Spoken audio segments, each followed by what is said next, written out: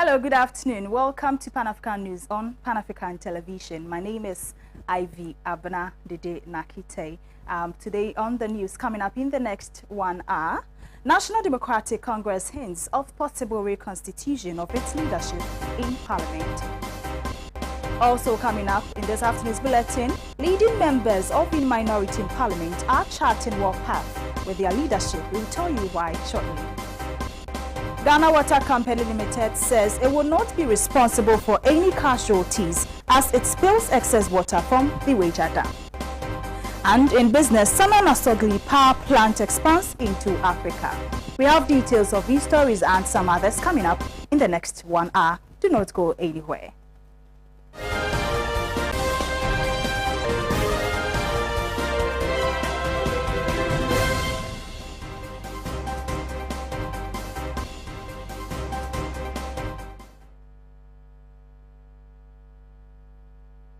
Thank you for staying. This is Pan-African News on Pan-African Television with me, Abena, Dede, Narkie. We are live across 46 African countries and some part of Europe. We're also live on Facebook at Pan-African Television. The news in detail.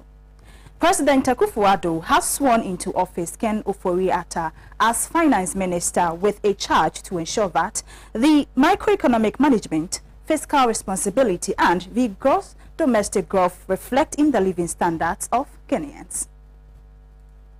Thank you heartily on your appointment, and I'm sure you know that the Ghanaian people are expecting you, working with you over the course of the next 4 years, as we seek to protect our progress and transform Ghana for all.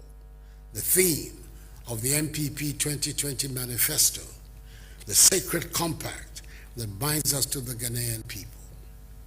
Indeed, you have your work cut out for you, even though our economy, despite the pandemic, was still one of the few in the world that recorded positive GDP growth for 2020. Ultimately, what the people of Ghana are expecting is a visible improvement in their standard of living.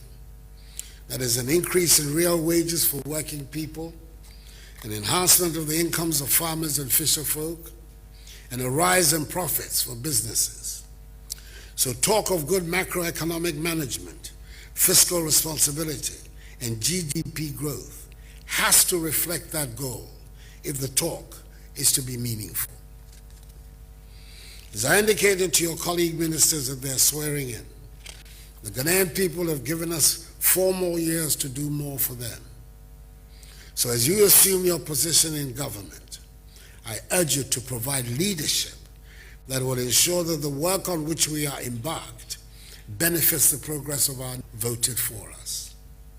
Once again, I congratulate you on your appointment.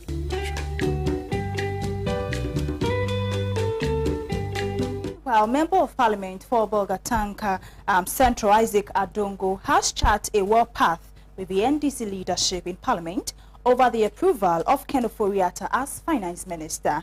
Isaac Adongo, in an interaction with the media, indicated that he stayed off the media because he did not want to be a part of the process to approve one of his fiercest critics. Here and now, that most of you would have realized that for the past couple of weeks, since the vetting and approval started, I have stayed away from the media, precisely because of that question. And after what happened with the other appointees, I did not want to drag my name in the mud when I did not control the processes leading to the approval of one of my fiercest critics. Ken Ofori-Atta on any day can put 100 billion in this room. I will get him out as a finance minister. But that decision is not mine. And I didn't want a situation where today you would have been putting back the same words I used. That's why I stayed away from you. You have to choose your battles. And I chose my battle wisely. But the main battle will continue. I am not going to be daunted because Ken Ofori-Atta has been appointed. And people are asking questions why, if we thought he was so corrupt, he was appointed. I must continue to hold government to account.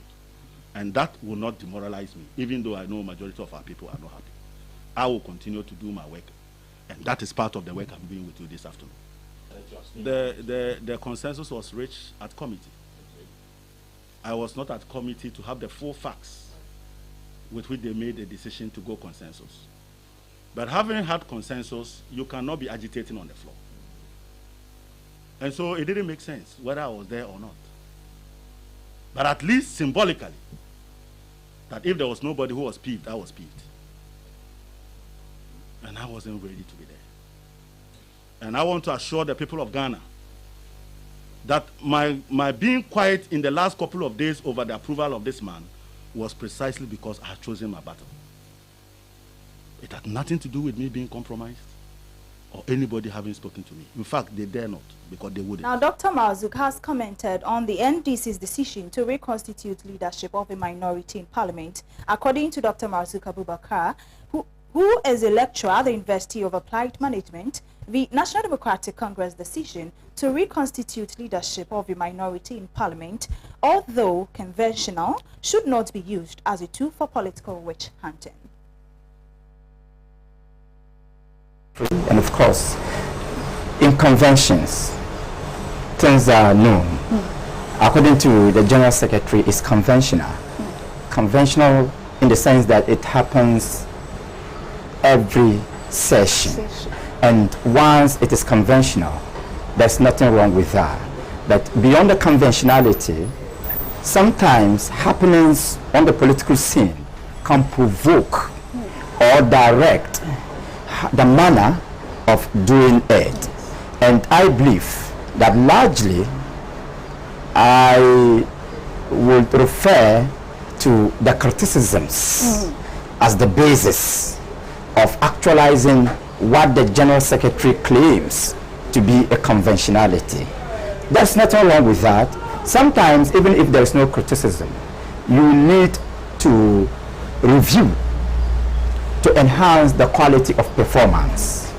And if you do not review, that does not also mean that the quality of performance cannot be enhanced. But then, it is important for all of us to understand that what is happening should not be an opportunity for witch hunting.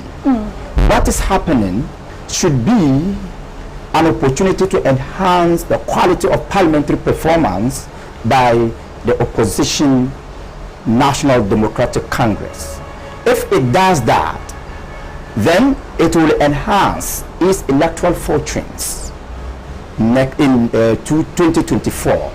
But if it allows it to be used as a tool for targeting certain individuals in the legislature, it is going to open the floodgates for fragmentation and tension in the party.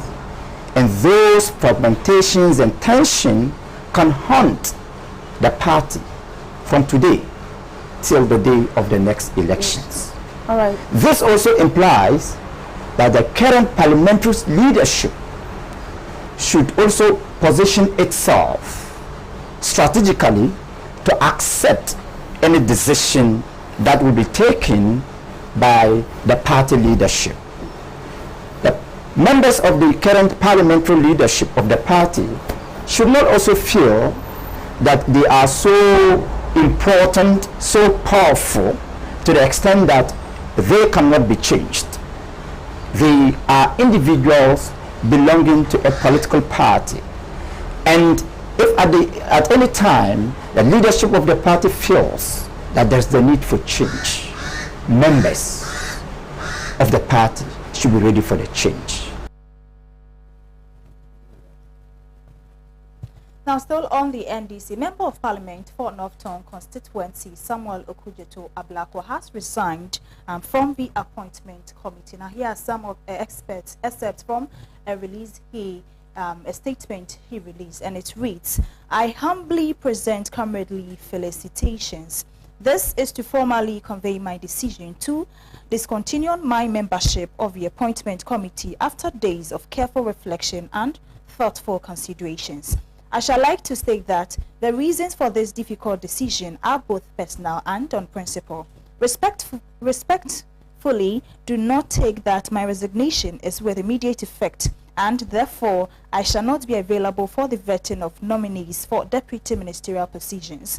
May I extend to you, leadership of the House, the Committee of Selection, and leadership of the great National Democratic Congress, my sincere gratitude for the opportunity to serve as a member of the Appointment Committee in the 6th, 7th, and 8th Parliament of the Republic of Ghana. So this is the statement released by Member of Parliament for Northton Constituency, Okujetu Ablakwa, resigning from the Appointment Committee. Now, away from that, the Ghana Water Company Limited commenced spillage of excess water from the Weija Dam. Now, according to the company, this has become necessary due to the sudden rise in the level of water within 24-hour period. Communities downstream are affected as a result of the spillage of excess water from the Weija Dam every year. Despite warnings not to build along the catchment areas of the spillage, residents in the area are adamant and still claim rights to shelter. At Mandela, in the Weija constituency, which is one of the affected communities, residents say they have been warned about the spillage but are adamant to move. Whenever they open it, basically, it always, flood to our areas here. And sometimes people even die from it. Others also, you can't do anything about it. So for me, I think it's better if the government can, put eyes here and then do something about it. It is, but the question is, who gave the license to? Sure, who? That is the question. Yeah, who gave the license? You give a driver a license to kill or to do what? That's how it is. So you give the license to people who are not entitled to build here, and you give them, and then they build, and you again. You open your flat here, so it will, which you are not doing something to help to street the flat. So, who is to accuse here? It's the authority, I think. Just brought what we call this bridge bricks here to get it fixed. And I think it's been more than 4 months now. More than 4 months? More than, yeah. Even if, I'm sure, more than 4 months now. And then yet, they are not doing anything about it. So we are just looking at them.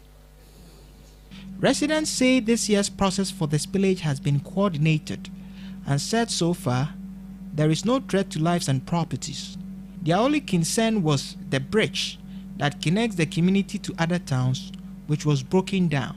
We a shas in ye we sadie eku menim eku nkofum yenu titiri baako ni taizin driver baako omu yamu enipa mum ba me kase titiri obi ono nkasa yeyi ono de odemu madechi taizin driver no wi omu ye 5 no mu gu mu nti saa say I say ye nkasa ho saa eye kese a ni abaye obi no ye se nche oba abaye obi a oye se oba abaye ena abatu yi amba so a wapɛ ne baby atena ɔno na ɔde saa de baaye na yɛde bɛyɛyɛ ɛna asafa akyɛ ka sɛnkyɛ ɔmo ba bɛyɛ bibi na ɔmo bɛtu ha ɔbɛtu mu nyinaa nti ɔmo tu mu no ɔmo yɛ sɛ de bɔɔla bɛgu ha na ɔmo de afele ha ɛna ɔmo yɛ ya sesia no ya nsuo tam yɛ ba bɛbie nsuo ba papa no ayɛ ɔtwɛn a na wabue ne baako na asɛ nkɔfo bebree nneɛma but this time deɛ wahyɛ ase bie because ɔse nsuo tofi ɛsoro hɔ ɔba nti efi soro hɔ ba no ɛna ɔwabie ne kakrakra nti we de ne beginning nam ahyɛ ase na mu hu no na yɛbie ne nyinaa ha yɛ ntumi gyina yɛbɛkɔ akɔgyina kyɛ yɛkɔgyina Pentecost hɔ no ansa. Like sometimes when I'm going, I want to fast, so sometimes I will be late. The bridge, they have moved that one. They have come and do another. So I'll go and pass there. I'll go and pass here again. So that number, I'll go to school. I'm late. You're always late. Yeah. Because of the water spillage. Yeah. Because you have to really hang your. Madam, it is so risky. Very risky. Very risky. But where do you reside? Where do you stay? Abena. Please, I want to tell the government that they should provide us bridge because if they open the dam right now, then all of us will have start beating. So I want the government to provide us bridge. Meanwhile, some residents claim to have no idea about the spillage. So far, I've been here almost 2 years. 2 years ago. Yeah. Experience the water spillage site. We are suffering here about 2 years ago. I was staying here. When they opened the dam, we are suffering. Some people are dying. After now, we are talking to this morning. Someone died. So they should maybe they should open the dam. They should inform us. Everybody will alert them. Maybe they open the dam. According to the Ghana Water Company, they said in their release that you've been informed. No, we didn't hear that. We didn't hear that. Just see that this. So we didn't see anything about it. So it just worrying us.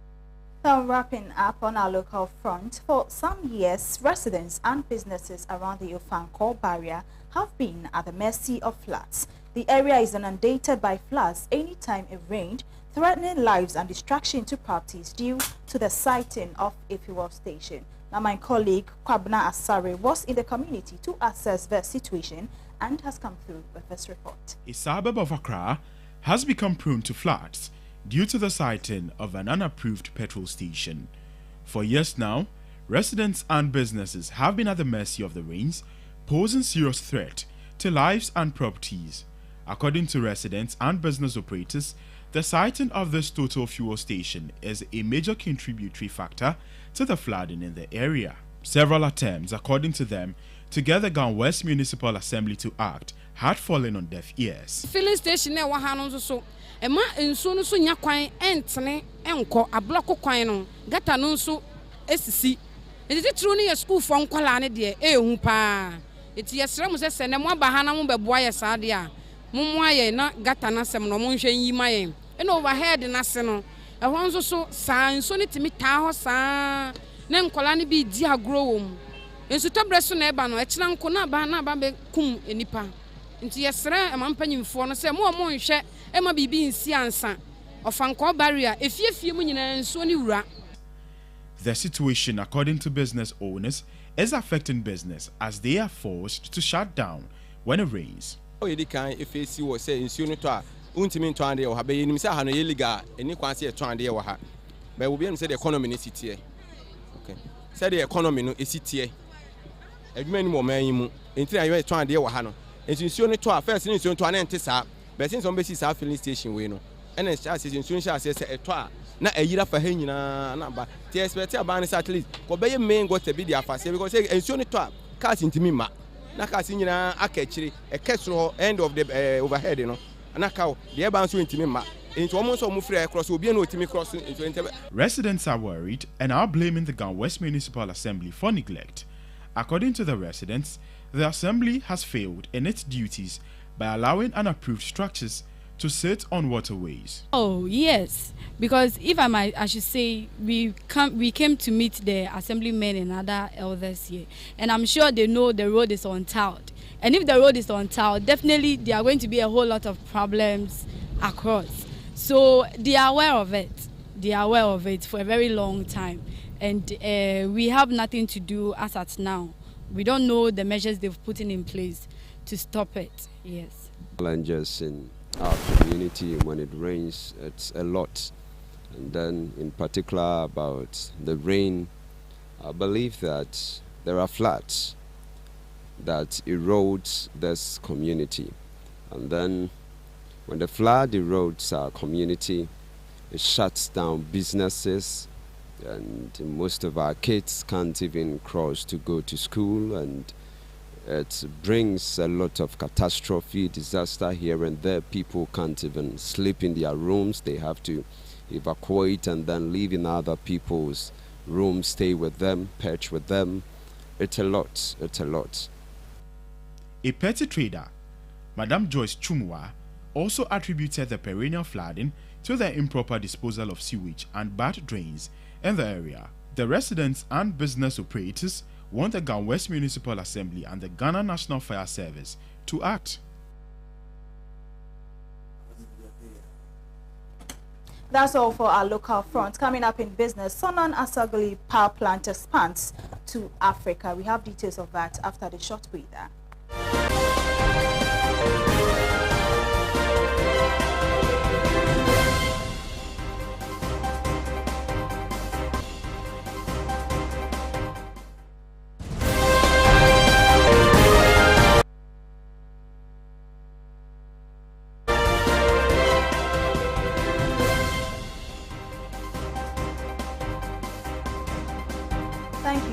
day. This is the business segment of the news. Ghana's largest independent power producer, Sunon Asogli Power Limited, is making enormous strides in the West African sub-region. Now, the power plant is planning to deploy in Freetown, Sierra Leone, a 220 megawatt power, 250 megawatt power solar PV in 1 year, and another 160 megawatt power to be known as Benkopo Hydro Plant in the next 4 years. Two-phased expected project estimated around $700 million is expected to resolve the current power situation in Sierra Leone. Leading the investors for Ghana is His Excellency Frances Anderson, Sierra Leone's High Commissioner to Ghana. She was assisted by Philip Brima Kaba, the first secretary to the High Commission. I present to you this very honorable group who are key in investing in Sierra Leone. And as you know, His Excellency has pronounced our country now ready for investments, and we want credible ones at that. So I had to move all the way from Accra to come with them so that they know this is the best place to be at this particular time. Sierra Leone's Minister for Lands and Country Planning, Dr. Turat Senesi, pledged his government's support to the project. Destination for investment, for secured investment, let me qualify it.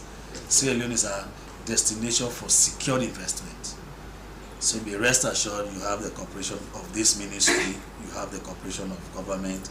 The Sunon Asogli Power Ghana Limited team included Kung Yang, chairman of Sunon Asogli Power Ghana Limited, Wang Zhenjun, Deputy General Manager of the West Africa Development Unit, Eli Plim Kwabla Apethobo, and Lee Kanglin, energy experts and business development managers of West Africa Development Unit of Sengen Energy Group, was led by Todbe Apede the 14th, a development and investment expert who is also a director of Sunon Asogli Power Ghana Limited.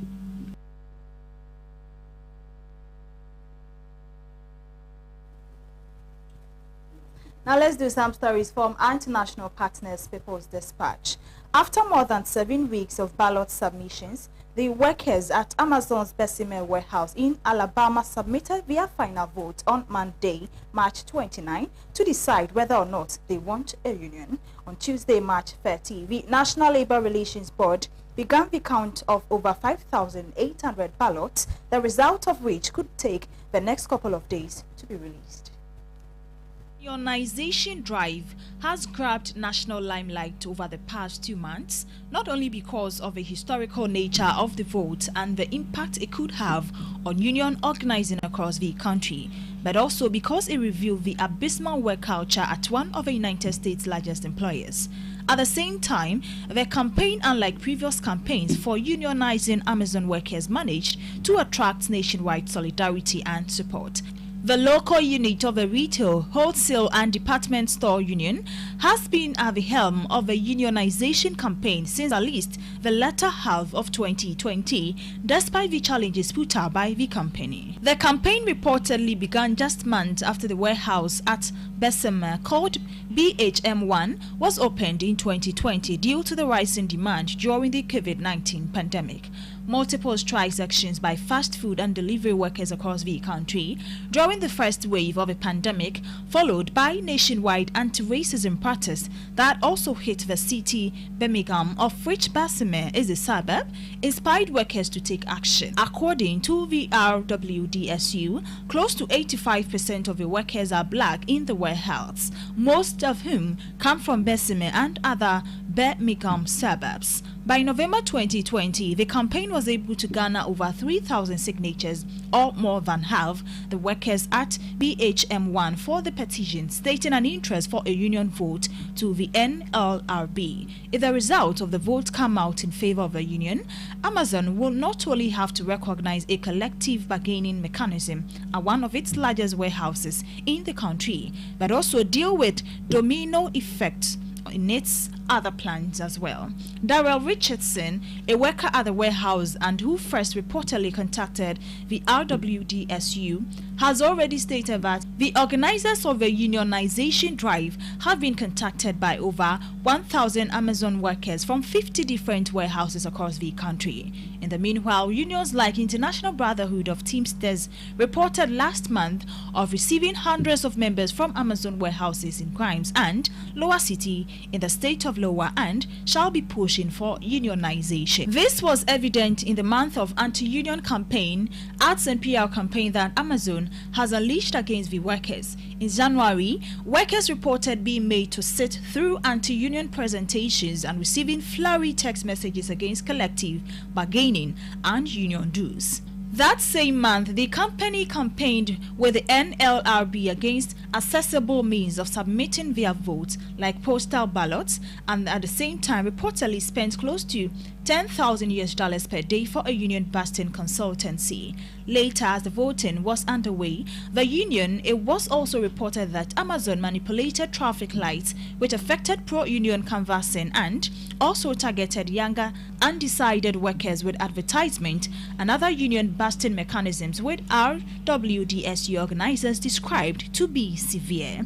The worst flurry of PR work from Amazon was witnessed after reports came out earlier this month in which workers shared extreme measures they had to take while on the job. Several news outlets report that workers anonymously admitting that practices such as urinating in bottles, which has been reported since at least 2018, were widespread due to work targets, which requires one to do a task every 6 to 9 seconds.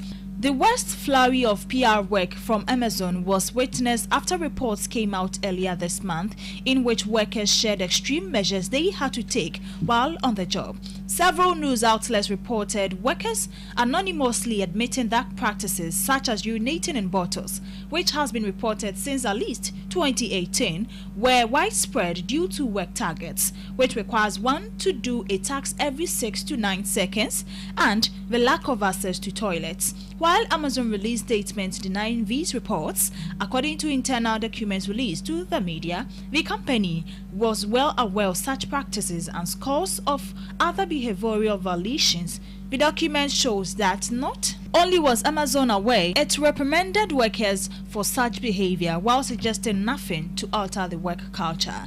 In response to these revelations, Amazon took to not only denying the allegations, but has also deployed an army of social media accounts, purportedly of its workers, to respond to criticisms or negative press about the company. Many have noticed that these accounts seem to have been suspiciously active since March this year and only share largely tweet about the company. The company also got into spat with Democratic Party leaders, including Senators Bernie Sanders and Elizabeth Warren, and Congresspersons Alexandria Ocasio-Cortez and Mark Pocan, who have all publicly condemned the workplace culture of a trillion-dollar corporation. Despite the onslaught of attacks by Amazon, the workers are hopeful of making a difference with a vote and have received significant support from workers and activists around the country. The support it has garnered only indicates how the movement continues to influence political discourse on workers' rights.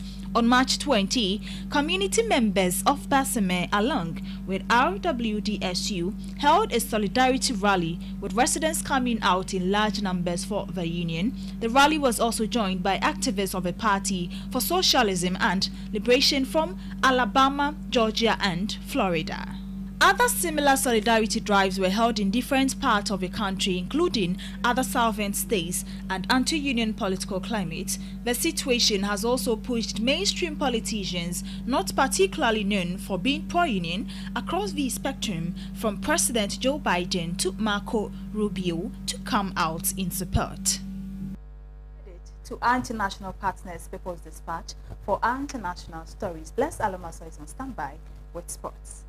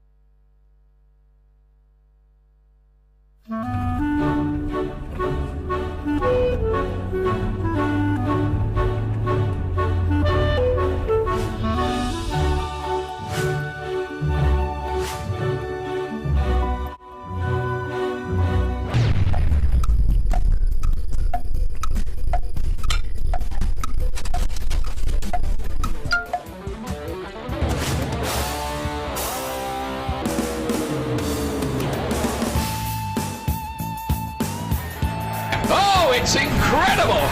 Bang on target.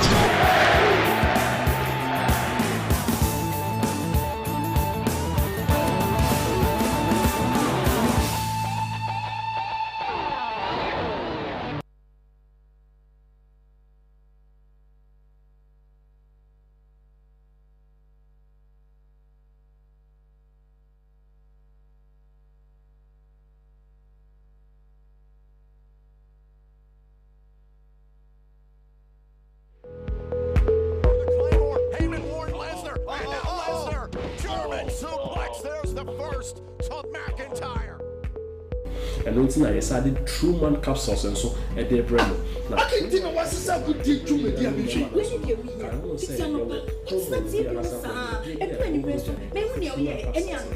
At the account, now you're bare man, I wouldn't have a ball.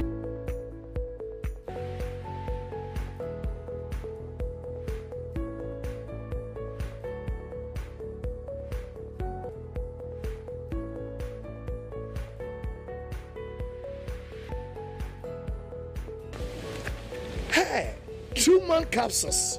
One mama ya bema bion. Truman ye marima drew and mofra woni imfie dun watri intumi num. Sa dwade enkrato we FDA for hwemu agya tum senhye.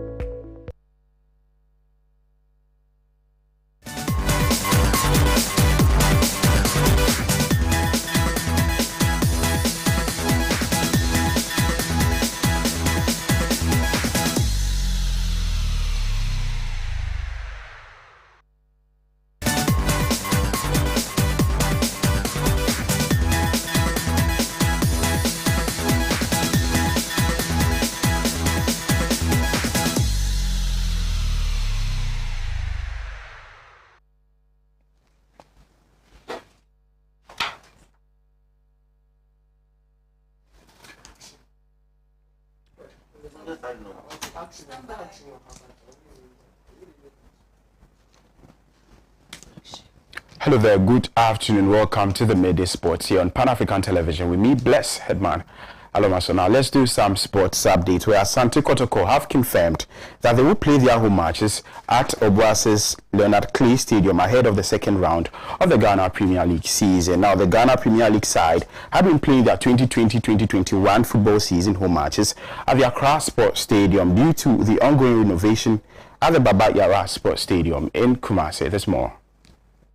With the second half of the season set to start this weekend, the club licensing board has approved Kotoko's request to play their home matches at the facility. Chief Executive Officer of the club, Nanaya Amponsa, revealed that the team quit the Accra Sports Stadium ahead of the second half of the season and maintained that they would either play their home matches at the Aliu Mahama Stadium or Clay Stadium because the cost of playing in Accra was not easy. Kotoko finished the first half of the season on the 4th position with 27 points, scored 13 goals and conceded 7. They will be hosted by Techiman 11 Wonders on match day 18 at the Nana Ameao Park.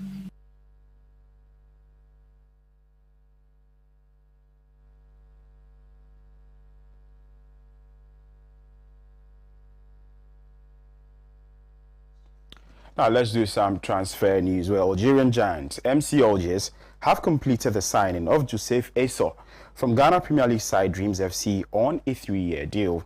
Now the 24-year-old becomes the third Ghanaian to move to Algeria in recent times after Daniel Lomote and Kwame Opoku signed for ES Setif and USM Algiers respectively. There's more. Straight for Accra Hatsufolk, scored 10 goals for the Still Believe lads. His 10 goals also catapulted the club to 6th spot after 17 games. The lethal marksman was part of the Ghana squad that finished as runners-up at the 2019 Wafu Cup of Nations held in Senegal. He was named in the Black Star squad that faced South Africa and Sao Tome and Principe in the 2021 Nations Cup qualifiers this month. Well, that's how we draw curtains on today's Midday Sports with me, Bless Headman. Aloma, so Abena, Dede, Narkie, Teye continues with the rest of the news. Stay.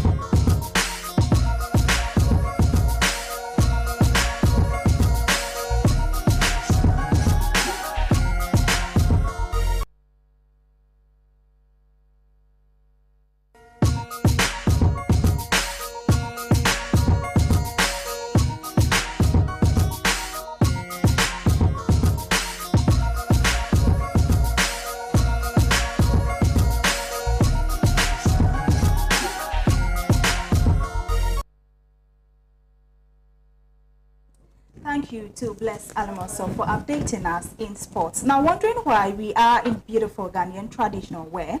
Well, we are ending the month of independence, and Pan-African Television celebrated Ghana's rich cultural heritage.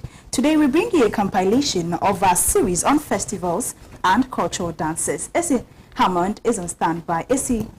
Hello, Ivy. Good afternoon. Essie, what do you have for us? Okay, so like you said, we compilated a series of traditional festivals for the Independence Day. And first and foremost, I will start with the Damba Festival. So in the month of March, which is set aside to adulate Ghana's unique culture and heritage, which is lavishly embossed on the lips of all sundry, today our focus is on the Asafutu Fiam Festival celebrated by the Ga Adames. Let's take a look at this. The Asafutu Fiam Festival is celebrated by the chiefs and people of Ada in the Ada east of the Greater Accra region of Ghana. The event, which is celebrated in the first week of August every year, is derived from the word Asafutu Fiami, which in Dame means firing of musketry. The Asafutu are companies of warriors who fire the muskets in celebration. The Dangmes fought a lot of wars in a bid to establish a territory for their people.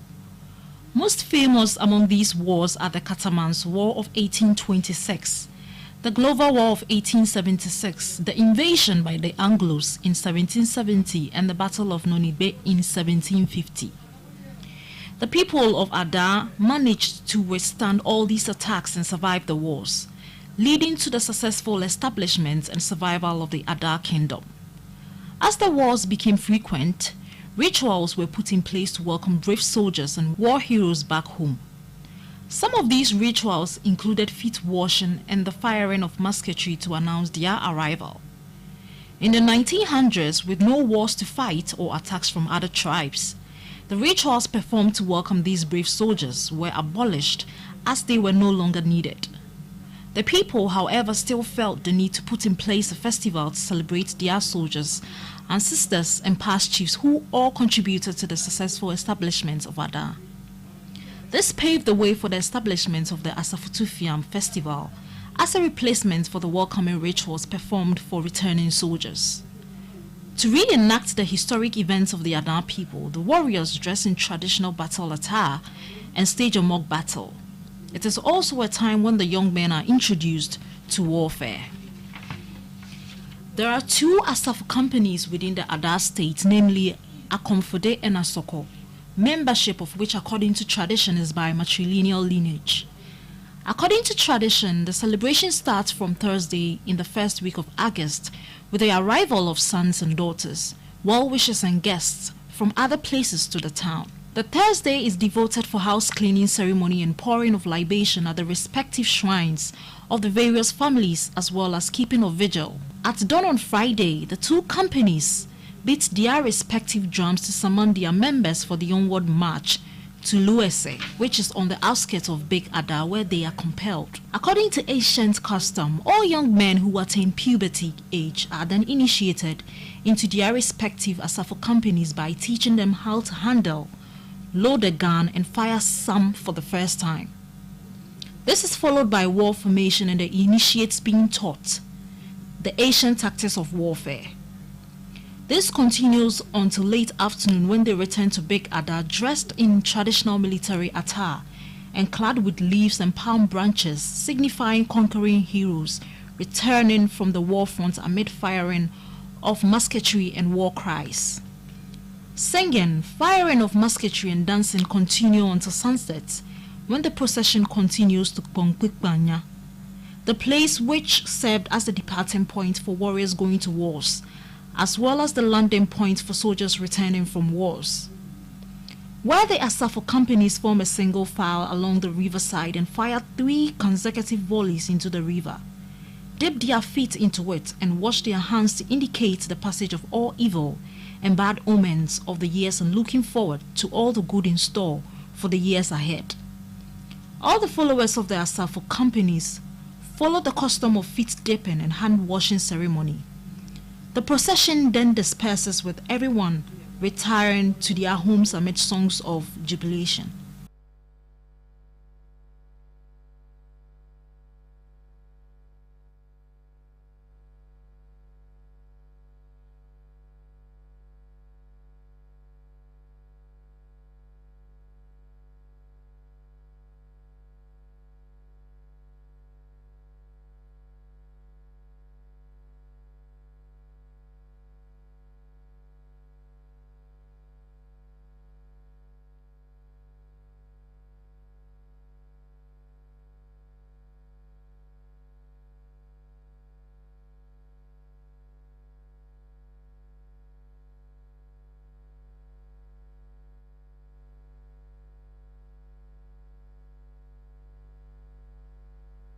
the Asafutu.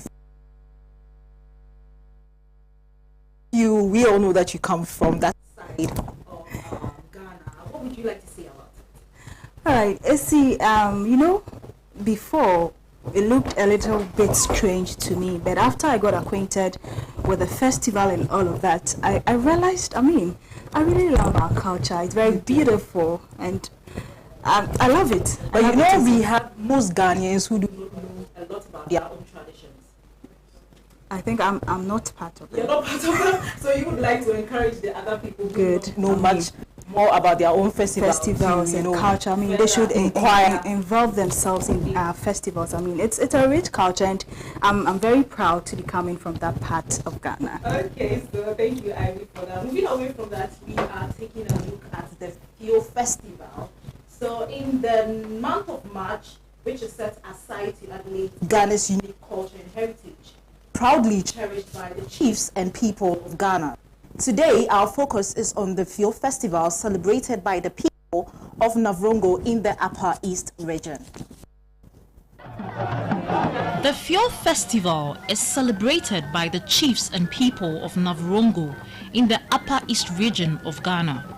The festival is celebrated in the month of January every year. The farming season historically takes 7 months, starting from Dum, May, and ends in Fio, November. For the chiefs and people of Navrongo, there are 3 very important stages in the farming season, namely Kosigri, pleading with God through the ancestors for rain. The Kosigri, which is a prayer for the rains festival, is a solemn period for a certain quantity of rain to support crop growth, prevention of drought and famine. In years past, it involved fasting, procession to shrines and sacred groves to make prayer and sacrifice. The final activity is Kaburi Kanim. The next stage preceding the Fio Festival is the Mokweka Gakuya, which is burnt offering of chicken using grass that has been left since sowing. The Mokweka and Gakuya Festival is also a Thanksgiving festival to God and the ancestors for giving the people help to work to the point of being assured of the fruits of the earth. It is the belief of the people of Navrongo that material blessing comes through hard work, as God ordered man to till the earth. The festival is celebrated on the 2nd Saturday of September. Shortly after this celebration is the ban on noise making. The ban is meant to avoid tribulations, prevent storms, and to provide fine weather. The belief is that in quietness and prayer, God and the ancestors would protect their chosen people from injury and pain. Before the ban on noise is imposed, it starts with a visit by the Tigatina to the Voro, soothsayers or diviners on what the ancestors want. The prescribed sacrifice is then made to indicate that the crops will yield. To prevent any misfortunes, a ban is put in place. Ash is placed around farms to ward off evil activities. Any violation of the ban goes with a punishment. When the crop is ripe and ready for harvest, the ritual is repeated to know when to start the harvest. In modern times, the ban is for 1 month. The Fio Festival effectively starts after the ban on noise making is lifted.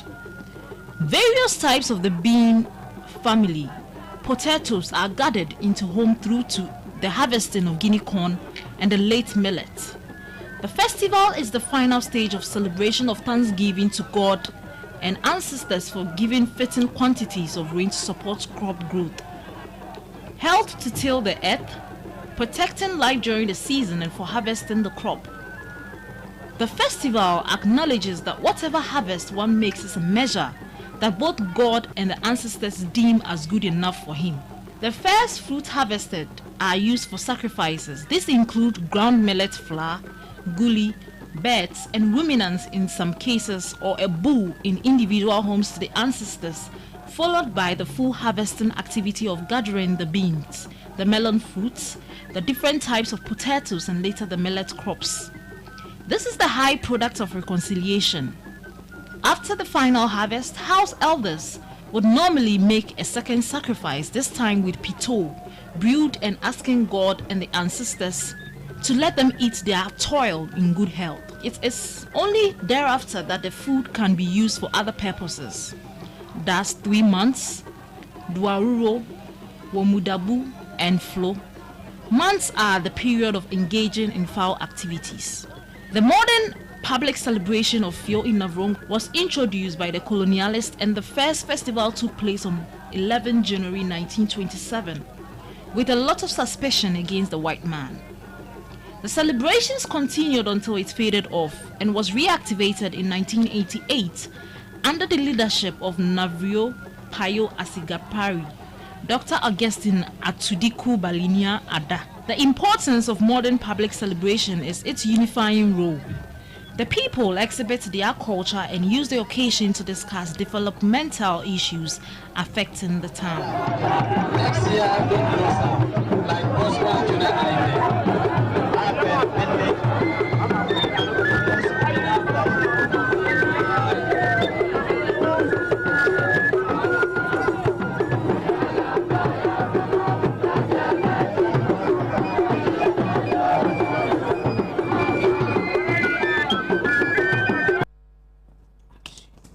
Okay, moving away from festivals, we would like to take a look at some traditional dance here in Ghana. Okay, so what do you have for us? Okay, so I have the Damba dance.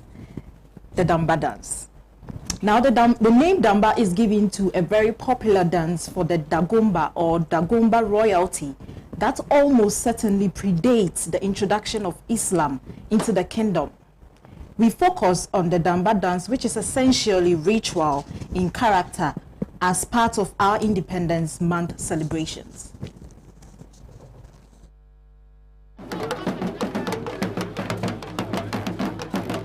Damba, which means that will come together in the Dagbani tribal language, is translated to Damba in the Mampusi tribal language and Jingbenti in the Wali tribal language. The Damba dance is commended among the chiefs and people groups of Nalerigu and Tamale in the northern area of Ghana, just as among the chiefs and people groups of Wa in the Upper West District of Ghana. Men in large traditional smocks do the Damba dance by often spinning their attire while making rhythmic steps to the sound of the gong.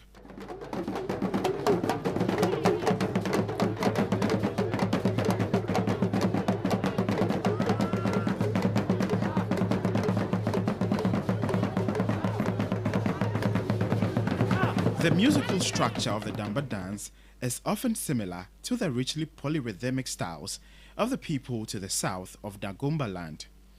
Damba dance drumming has compelling themes that are like hooks in global pop music. The tradition can be appreciated simply as terrific music, but it also has immediate links to Dagomba culture.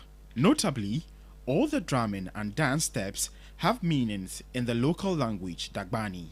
Each piece is linked to an historical personage from Dagomba history. The dance is often performed on traditional occasions such as the celebration of the Damba festival, enskinment of chiefs, funerals, and weddings.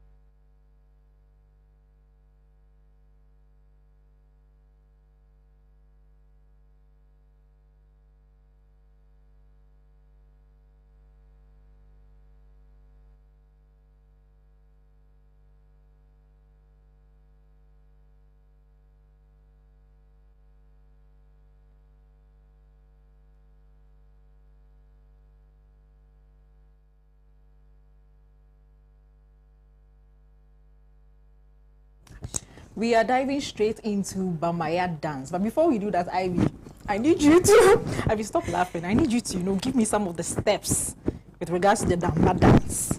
You see? Ivy, I know what you can do. I don't want to disgrace you. Don't disgrace me. I don't. Do you want to disgrace yourself on television? Don't do this. Hey! Ivy, that was great. I mean, my crew, the crew here can attest to the fact that you did absolutely incredible, Okay, so the Bamaya dance, as part of the effort to celebrate Ghanaian folk tales, in the month of independence, our entertainment desk has been furnishing viewers with valuable information on series of such. Today, our focus is on the Bamaya dance for the people of Dabon in the northern region.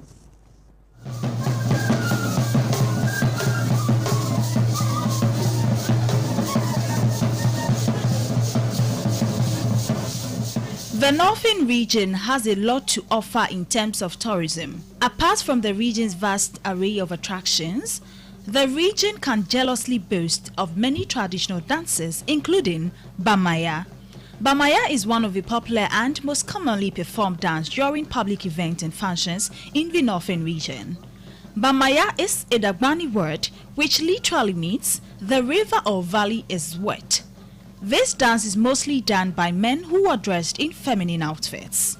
The dance ensemble comprises a lead dancer, other dancers and drummers who also double as chorus singers and sing along with the dancers. The movements in the dance are very symbolic in meaning. The dancers move their feet very swiftly and twist their waist many times as they dance around. The movements in the dance are very symbolic in meaning. The dancers move their feet very swiftly and twist their waist many times as they dance round the drummers. The dancers' waist and chains are tied with beads and cymbal bells that make noises as they shake and thump their feet while dancing. Bamaya is performed with a chorus song supported with drums and flutes. The sound of the drums and flutes dictates the dance movement. The leader picks and communicates the movement to the rest of the dancers.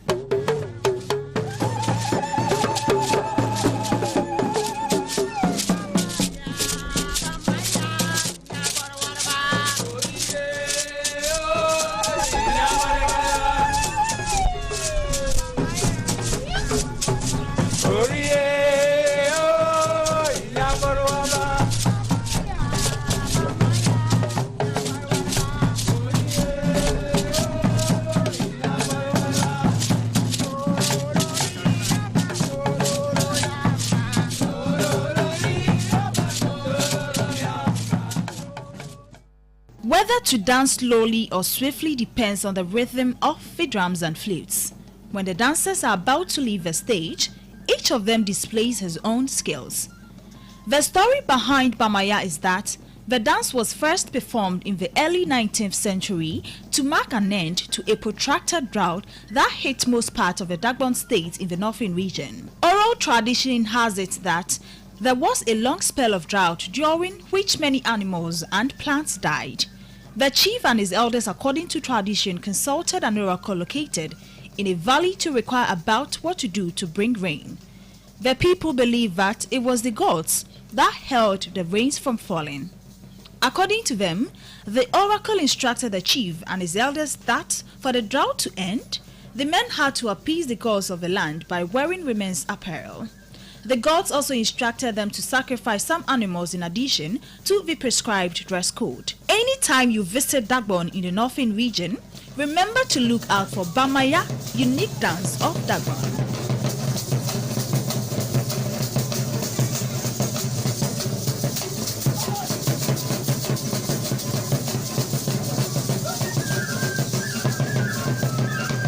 So we would like to end this entertainment segment with the Palogo dance. We'll be right back.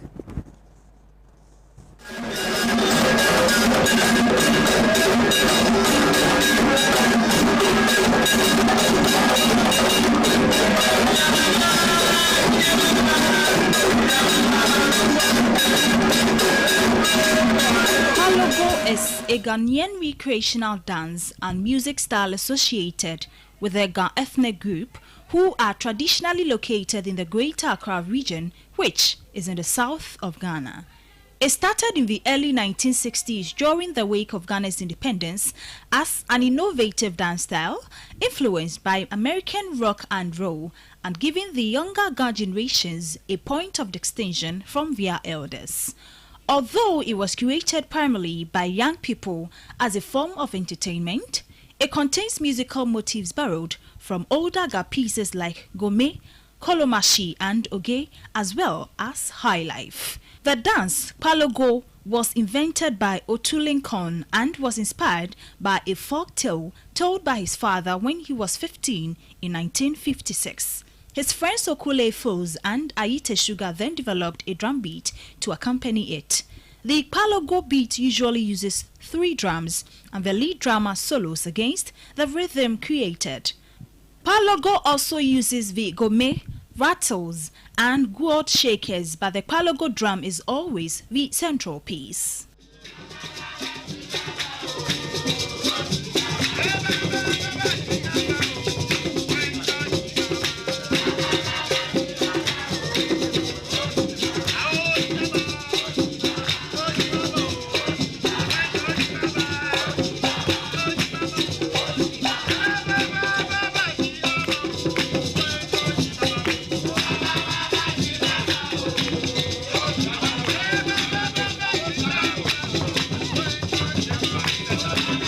Palogo music uses 3 types of instruments: nono, fowl, and palogo drums. Nono plays the key pattern or timeline of a music supported by the fowl. It's common to have 3 palogo drums in an ensemble in the roles of male voice, female voice, and master drum. In a performance context, groups will create arrangement of movement and accompanying lead drumming. But in a traditional context, the lead drummer will just watch the dancers and improvise slight variations to complement their dance moves, to which the support drums respond.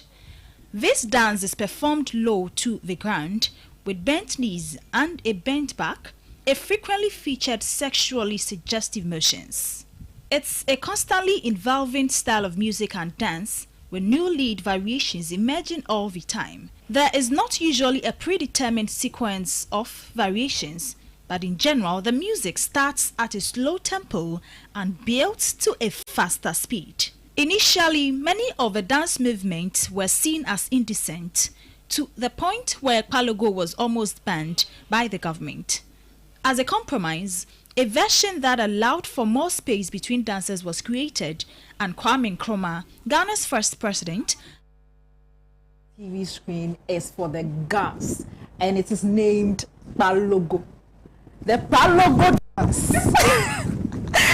Bless. But you didn't do it well. I should do the Palogo dance. Do well. No, let me give you a tune. Give me a tune. Okay.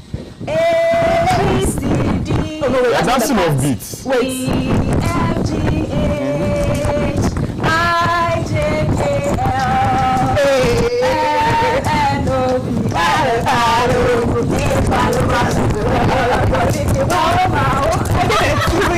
I think that was the worst. Yes, yours was the worst. I thought I tried. You did it. Well, you did your best. You did bad. You did very bad. You did. It's did well. Oh, of course I did well. I think we can pardon Ivy. Is that a dance? But mine is Kai, la la la. She did that lesson. Okay, so this is how we end Pan-African Television celebration of the Independence Month here in Ghana. My name is Ivy Abena Dede Nakite, and I did this with my colleagues. Let's head back along, so. And my name is AC Hammond. Enjoy the rest of our programs.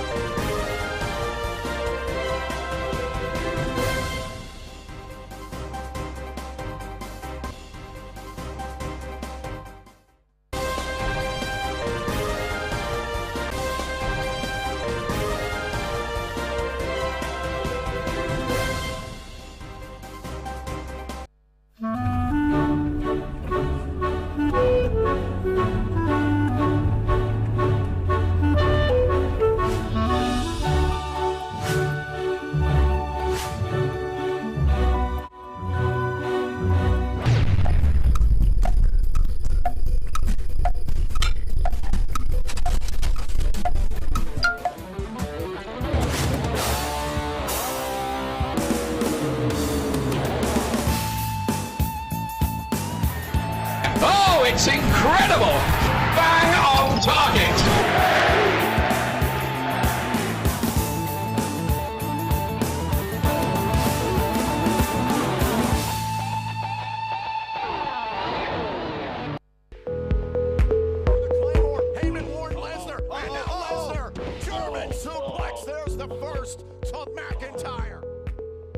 and don't think I decided true man capsules and so at their brand. Now, I can't think of what's a good deal to me, dear.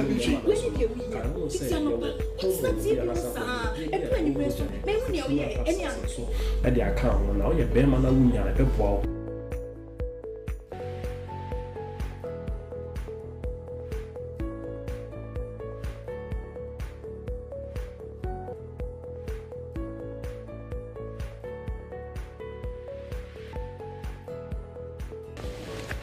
Hey, true man capsules. One mama ya bema bion. True man ye marima drew and mofra woni imfie dun watwe intumi num. Sa dwede enkra to we FDA for hwemu agya tum say she. Hello. Oh, Sisiana sound. Okay, wait a minute. Why? My wife comes and send a message you. Your face is going on free.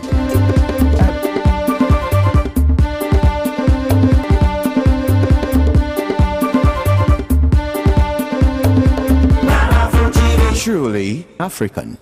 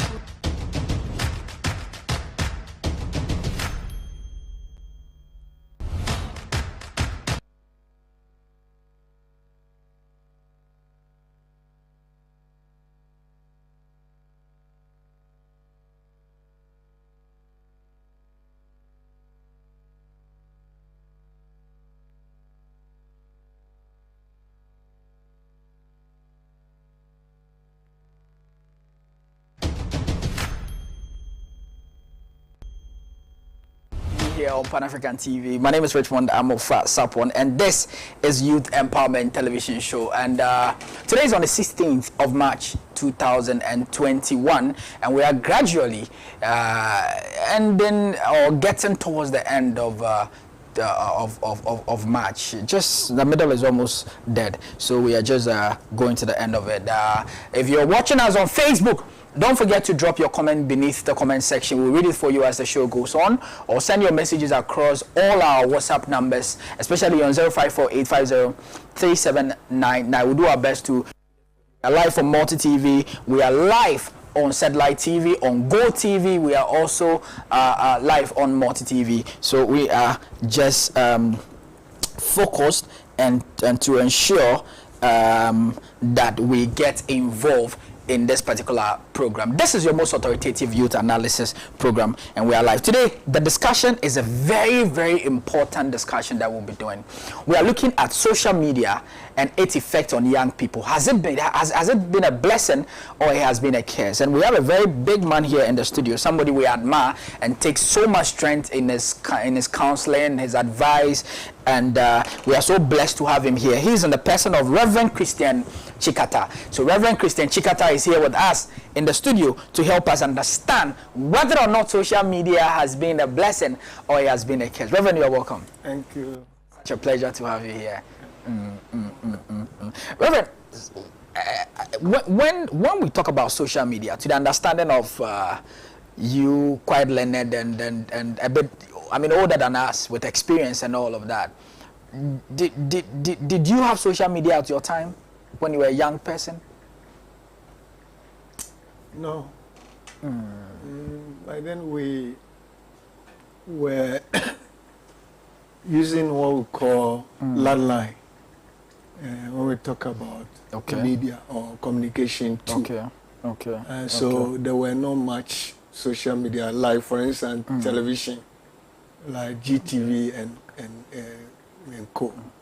And there were, when you want to communicate from one sector to another, you need to take a means of transport to get information to one location to another. I see. You had to like, pick a car.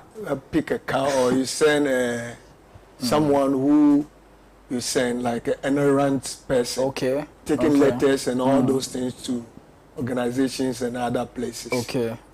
So it was limited to say. So in your time, it was more or less like post office kind of thing. Letters and all or you sent somebody to deliver the messages. Now, if you have just joined us, we are looking at the importance of social media on young people.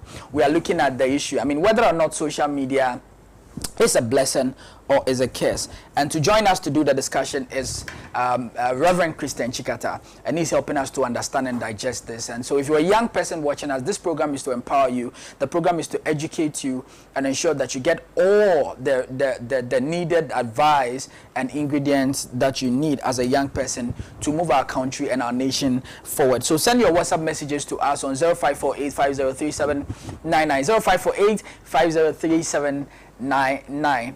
And before I move to the next subject, this week or later last week, I made myself available to contest as the Student Representative Council President of King's University College.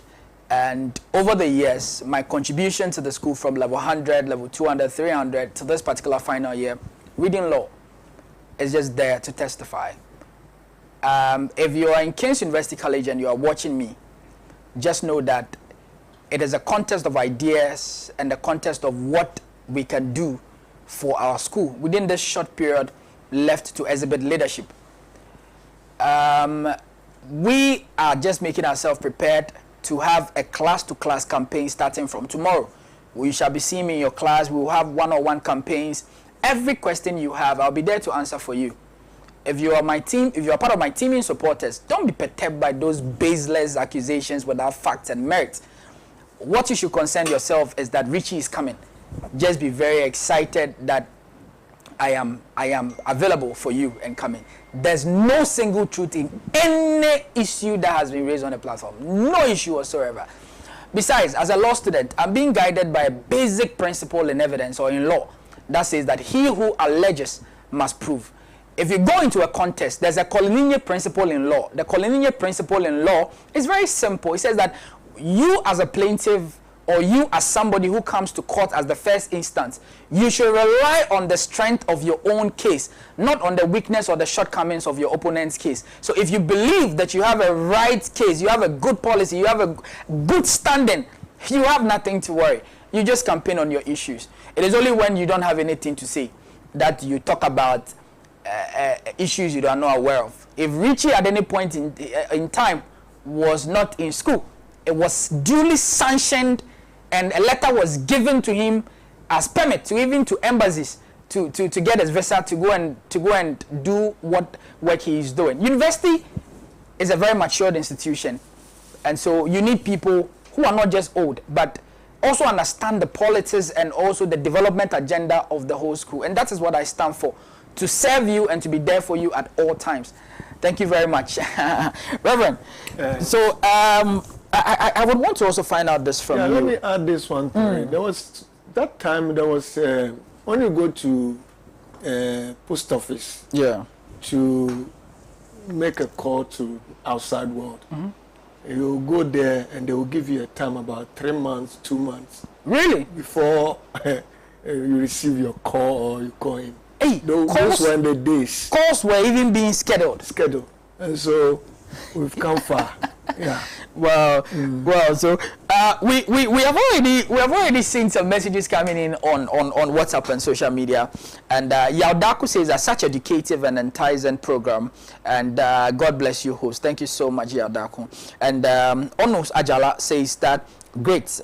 Prince Nana says that this is very powerful. This is a great work. God bless you all. Thank you so much. So don't forget to send your WhatsApp messages coming to us so that we read it for you to understand.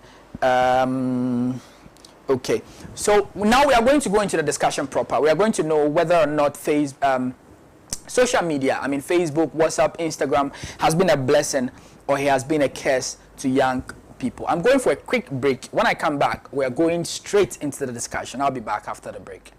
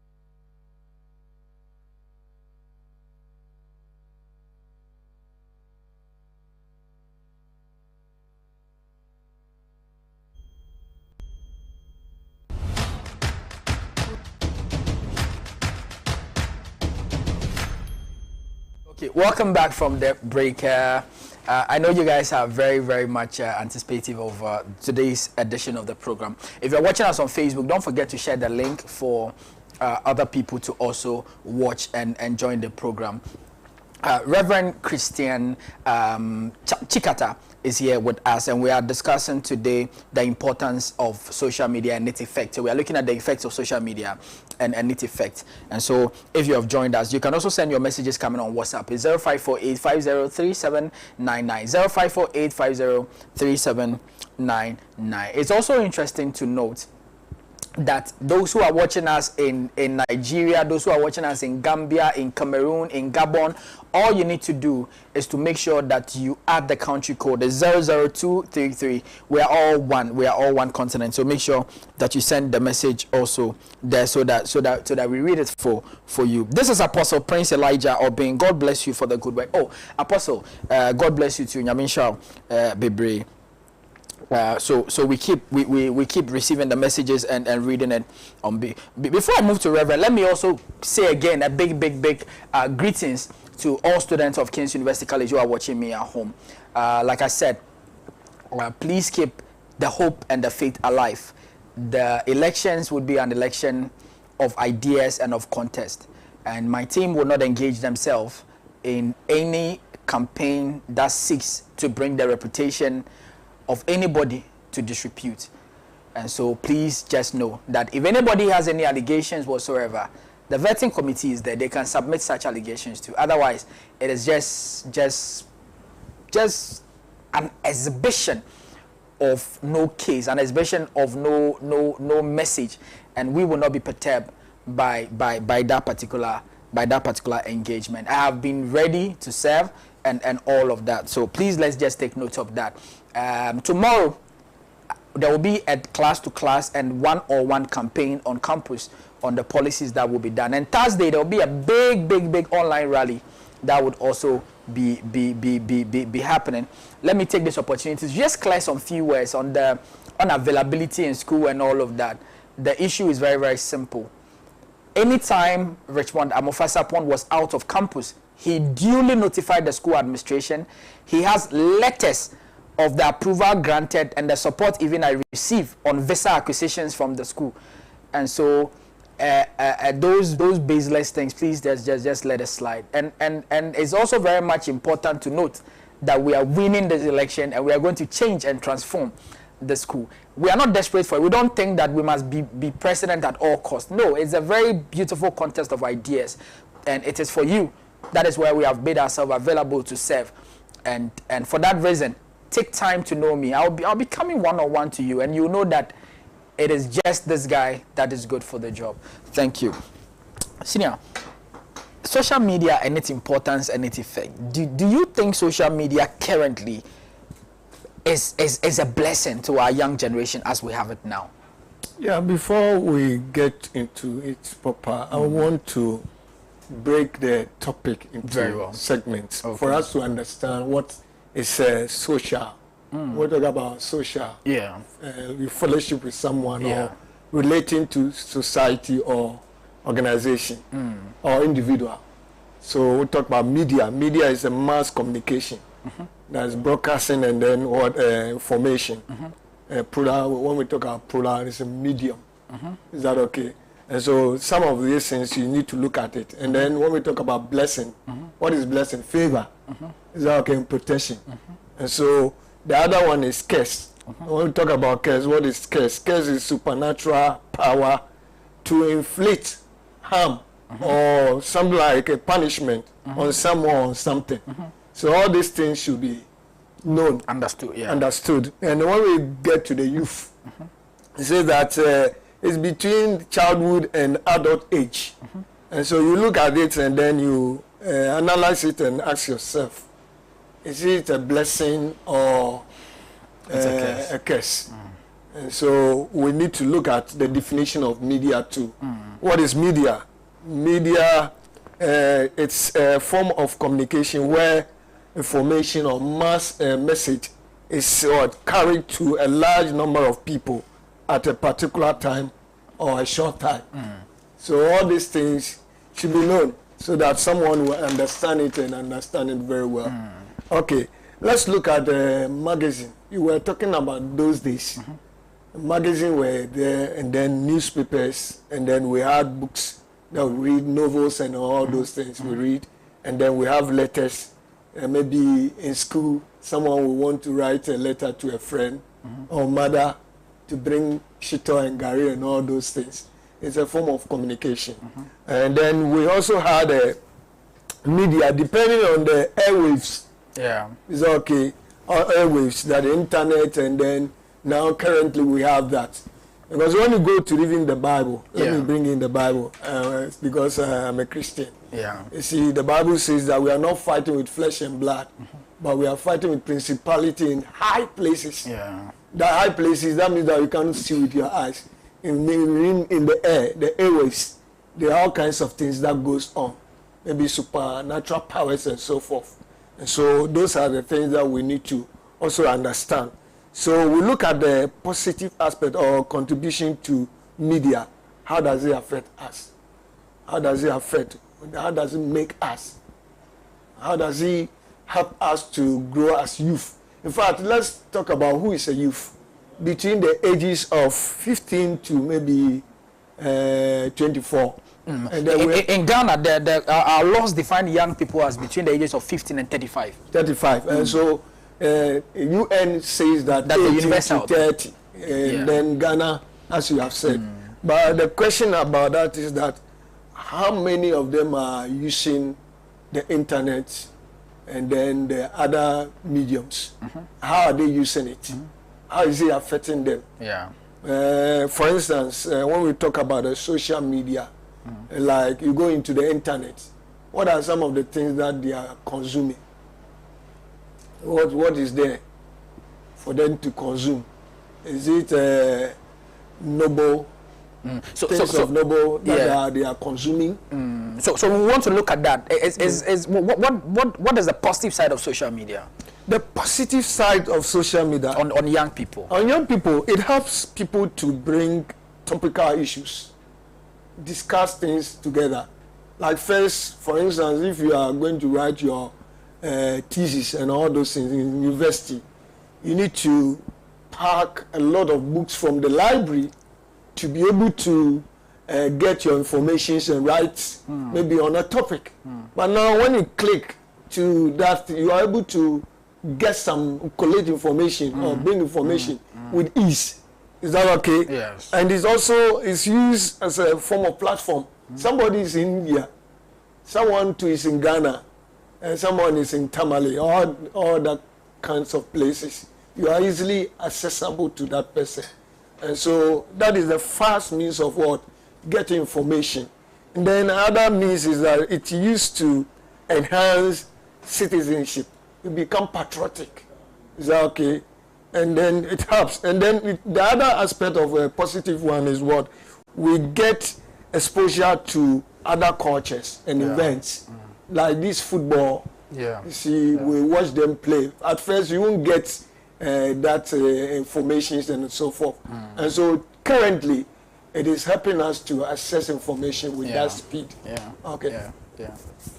Very well. So, in your opinion, do you think social media is a blessing to young people, or is better off as a curse? Let me say it in two ways. It depends on the person. It depends on what you are doing as a young person. Whatever you consume, sometimes you go into the social media, maybe pornography is there, and then you consume it. The time comes and then you are find a victim, you are culpable, you can rape and all those things. Because when we talk about thought life, the thought life, you need to put things that will help you not to put those things in action. And so when you go to that and then maybe you watch films that are drug-related issues, what are you consuming? It helps you to do negative things. But when you get in the right way, you go to the right stuff, right information, then you meditate on it. The Bible says that whatever is pure, think about that. And then it affects your physical being. Because whenever you do that in the youth, you grow with it. Is that okay? When you become an adult, information that comes out of you, it becomes part of you. You practice it. And so even in your home, whatever you do as a father or as a mother, the way you live a childhood, you can also influence your daughter to do the same, because you've not been reading things that can help you think right in a noble way. So, yeah. So if you have joined us, we are live on Pan African TV. This is your most authoritative youth analysis program. It is the Youth Empowerment Television Show. It is the only television show in the whole of Africa that seeks to empower young people, discuss topical issues that concerns the welfare of young people.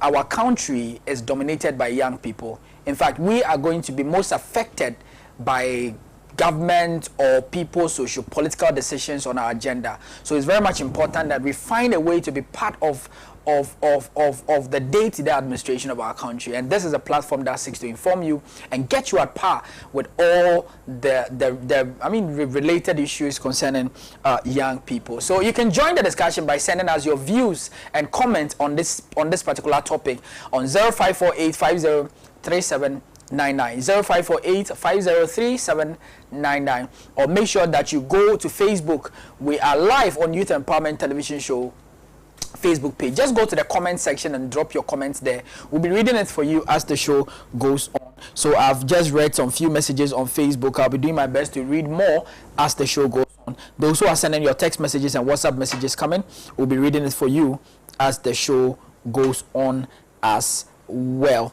And so Gila says that, Richie, why do you even have to worry yourself about this? You are winning. Okay, thank you so much. Reverend Chikata is taking his time to give us a breakdown of this topic, and we love what he's doing to it. Okay. Keep your messages coming. We'll be doing our best to read it for you as the show goes on. Reverend, people often say, especially people who are older than the young people now, often say that, and if I want to quote in Chi, this, like, you know, these young people of our generation, they are acting careless, they are acting reckless. Mostly you get old people make such comments. Look at the kind of songs you are listening to, look at the songs you are making. Those times, even if it's a worldly song, it had a bit of sense inside and all of those things. When you hear those statements, do you also align with those statements? Yeah, in fact, this kind of negative sayings sometimes say it puts me on the edge. And why does it put me on the edge? We look at their time or our time, there were not much of people that were musicians. There were few of them. Yeah, they were having a few talents and so forth. That has been exhibiting music. Those times when you are a musician, they tag you, they look at you like you, and someone will say you are Kubolo. Oh, okay. You see that there was no much, how can I call it, likeness for them. Yes. But when you compare those times into today, you are seen as more or less like more of different talents that are coming up. But the question is that, as I said earlier, you need to know the type of person, what you are consuming and what you are bringing out. Is that okay? Does this thing inspire people? Does it lead some people to do the right things? Does it take them to distractions? These are some of the things that you need to look at. Even when you are going to sing the songs, what are the lyrics in the songs? How is it helping? And so you look at it. So I believe that they need encouragement and they need some training and mentorship for them to be able to do the right things. Yeah. And so that is how I look at it. Okay, Reverend, another very disturbing factor is that mostly people think that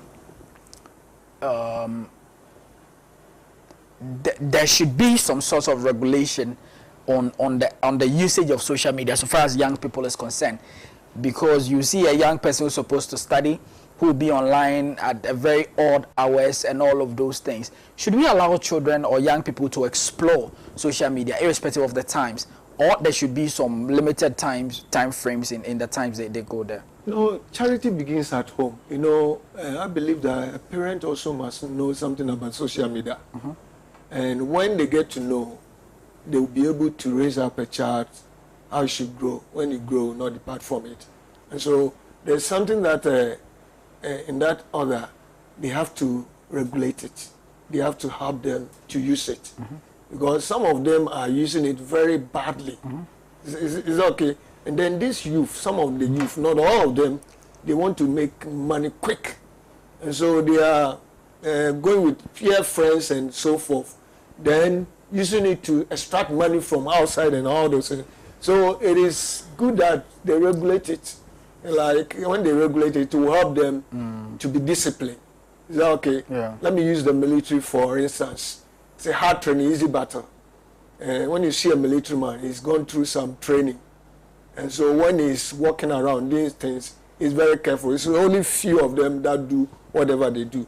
For instance, Christians, we are Christian soldiers. And so as a Christian, you consume whatever helps you to portray Jesus Christ. Is the future bright for young people in Africa? I believe that, you see, let me get back to it again. I always say that I'm a Christian. So, you see, God made this world. Nothing was made without God. And coming. Yeah. And so, when we are able to bring a lot of people in religion to understand. The reason why I'm asking this question is that not all young people, even though you and I are very strong Christian, devoted ones, of course, but with the young people watching us, they have varied. Some are traditionalists. Some are exactly. So in general, looking at structures, looking at policies, looking at what is happening in the world now as a counselor and all of that, do you think the future of Africa is bright? Yeah, that's why I'm saying that when someone wants to cancel, even the Constitution is constructed on the Bible. Is that okay? And so I'm trying to talk about the thought life. Okay. When the thought life is correct, connected to the word of God, because the word of God transforms us. So whatsoever is pure, whatsoever is true, whatsoever is right, is noble. Is that okay? It helps people to live right. Is that okay? It helps people. The development comes very fast. Okay. And so I believe that when someone believes in God, believe in Jesus Christ, believe in whatever it takes them. So it means that the rest of the young people who doesn't believe in God, in Jesus Christ, the bright future doesn't hold for them. There is a future for them. But because that's why I wanted us to take the religious aspect out and look at the structures, the policies. Okay. You know, because you would agree with me that if you look at certain parts of the world, you look at China, you look at India. Okay. They do not believe in the God you and I believe in, but they've developed so much. Yeah, that is very true. You see, when you look at education, education enhances, it motivates us, it transforms us.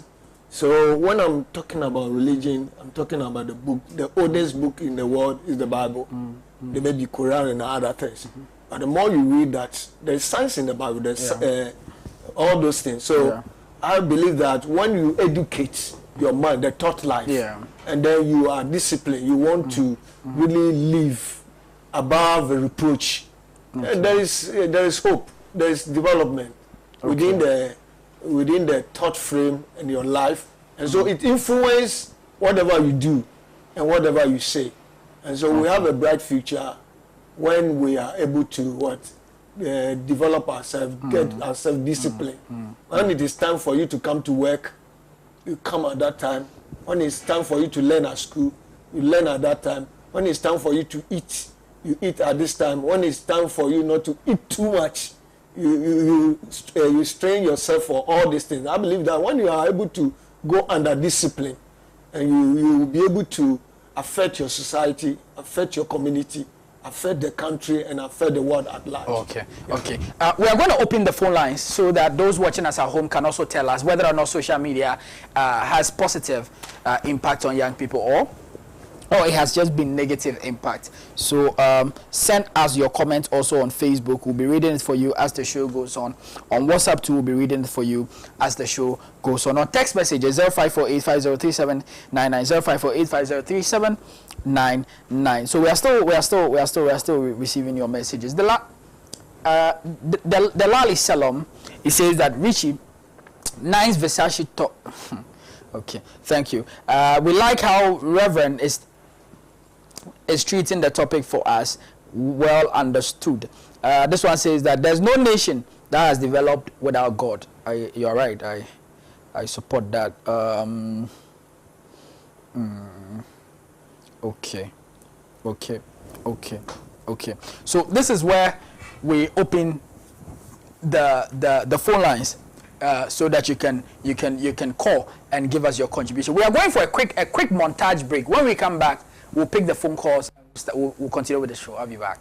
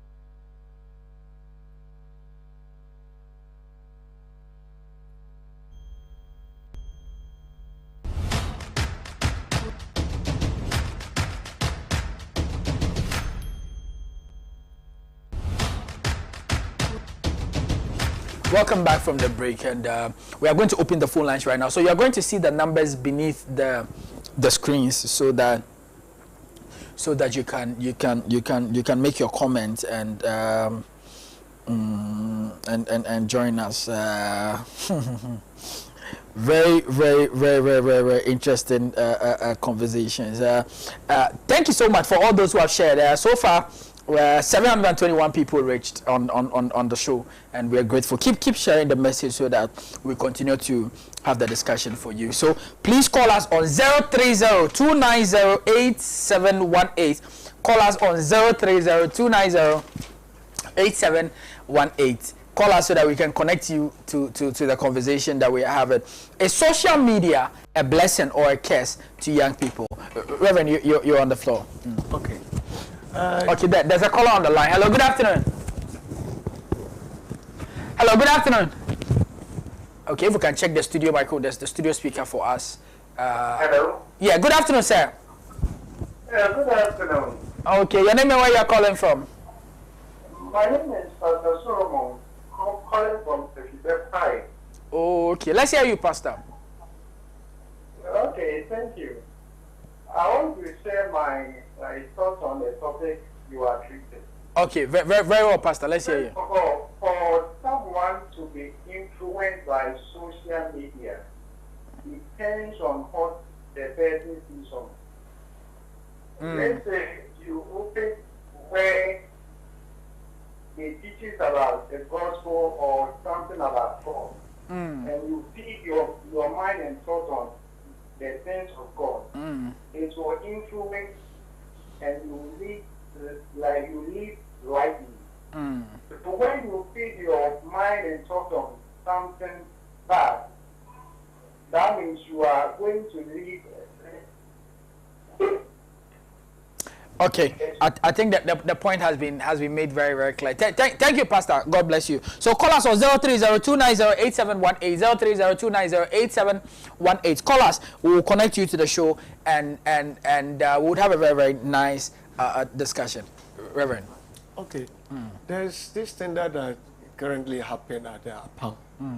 I learned that when 20 school children have been drowned, and the traditional elder says is the gods that are angry. Okay. What happened when they use social media to invite each other? Yeah. We have a program like this. Let's go and gather here. If there were no such social media, I believe that. I don't think they could have grouped that way to go to that But place. the kids, they are like 9 years, 12 years, 13 years. They use social media. Yeah, they use phones. So all those things. Okay. We are inviting. There's a program. There's a program. Let's go. And Okay. There's a caller on the line. Hello. Good afternoon. Afternoon, boys. Yeah, your name and where you're calling from, sir? My name is Christian, calling from Dambai. Okay, let's hear you from Dambai. Yes, please. Social media.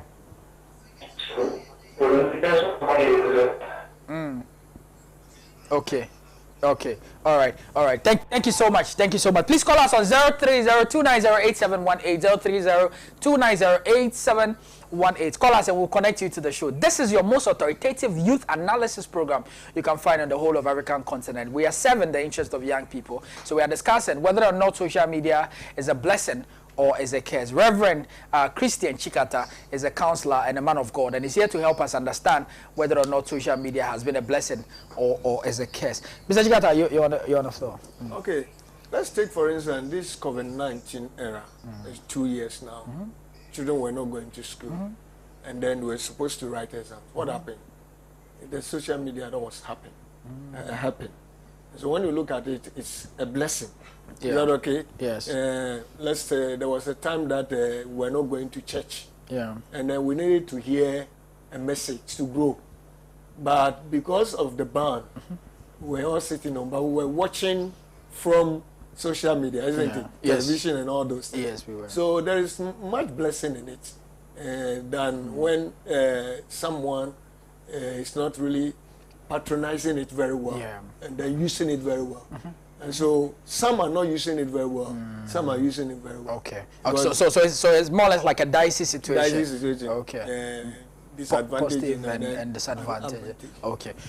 Call us on 030-290-8718, 030-290-8718. Call us and let us have your view on what you think about social media and its impact on young people. Quite a sensitive topic that we are discussing here, and it's a step in the right direction. Okay. This one says that please ask Reverend what he uses social media for. Okay, there's a caller on the line. Hello, good afternoon. Hello. Good afternoon, sir. Your name and where you are calling from? Please, my name is Moses from Teye. Okay, let's hear you, sir. Okay, please, on the issue of social media being a curse or a blessing to the youth, what in that social media has been a curse to the youth? Oh, okay. So, no, so you're saying social media is a curse. We saw the youth and we just how they use it. So can you hear me? Yeah, it's better now. Let's hear you. Yeah. So if benefits have been very good than the bad impact that on the user. So I think that we're touching. Okay. Thank you so much. So call us on 030-290-8718, 030-290-8718, 030-290-8718. Okay. So somebody wanted to find out what you use social media for now as somebody who's not a youth now. Is it on Facebook that you spend more time? They want to know how you engage your social media activities. What I use the social media for, I educate people, inform people, and also encourage them to do morning devotions. Yeah. And then different things to let them grow. But I work with you for several years. And so to let them develop spiritually morally. Okay. And also with education stuff. Okay. So that's how I've been using it. And I don't watch films so much on the social media. But some young people spend time watching films. And what film they watch is pornography. Young people still watch pornography now? Yeah, they are doing that. Oh, still? And they consume it. They consume. I mean that is what they consume. Okay. And so it reflects in them and they act it. Is that okay? But so before social media came, during the time of your days when you were extremely young, so it means there was no pornography? There were pornography. Okay. There were pornography. So how did young people get it? It was not so I think now we have it in many forms. Is that okay? Those times it was very limited. Is that okay? Because when someone posts something on the media or for social distance, a lot of people consume it. Is that okay? Yeah. And so when you go to the cafes, you see young people spending time in the cafe. What are they watching? Is that okay? And then this lotto bet. My bet and stuff. My bet. So we don't want to mention it. If I say my bet, I mean the betting platforms that we have. It's lotto. When we talk about lotto, a game of chance. Gambling. Is that okay? And then some don't go to school. They spend time in that gambling to make money. Is that okay? Is that a bad thing to put money somewhere? As a young person, you need to develop whatever skill you have. You are supposed to be under your parent, and your parent takes care of you, or your guardian. Is that okay? There's time to get money and spend. When you have money in the early ages, you don't know how to manage it. Yeah. Is that okay? You will use it for bad things. Yeah. Is that okay? Yeah. And so I believe that it is not helping them. When you are a young person and then you are exposed to such things. You see, the money, even some of them, when they give them school fees, they use it to do that, to get more money. Is that okay? And so I believe that area is not happening.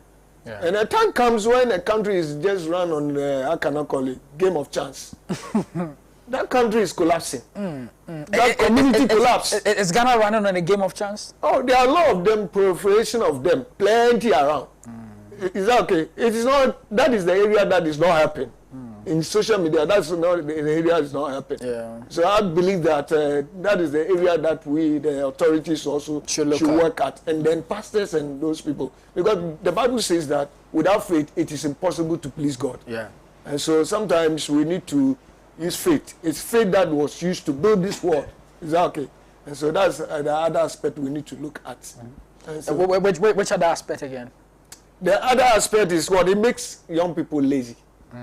Very lazy. Social media makes young people lazy? Yeah, makes some of them, not all. Makes some of them lazy. When you are given assignment to do. Is that okay? And the world is becoming a global village. Very, very fast one, of course. Shouldn't we thank social media for making us do things faster rather than, like you said, you go to the library and be reading through a lot of books too. Now it's very easy, and is that laziness?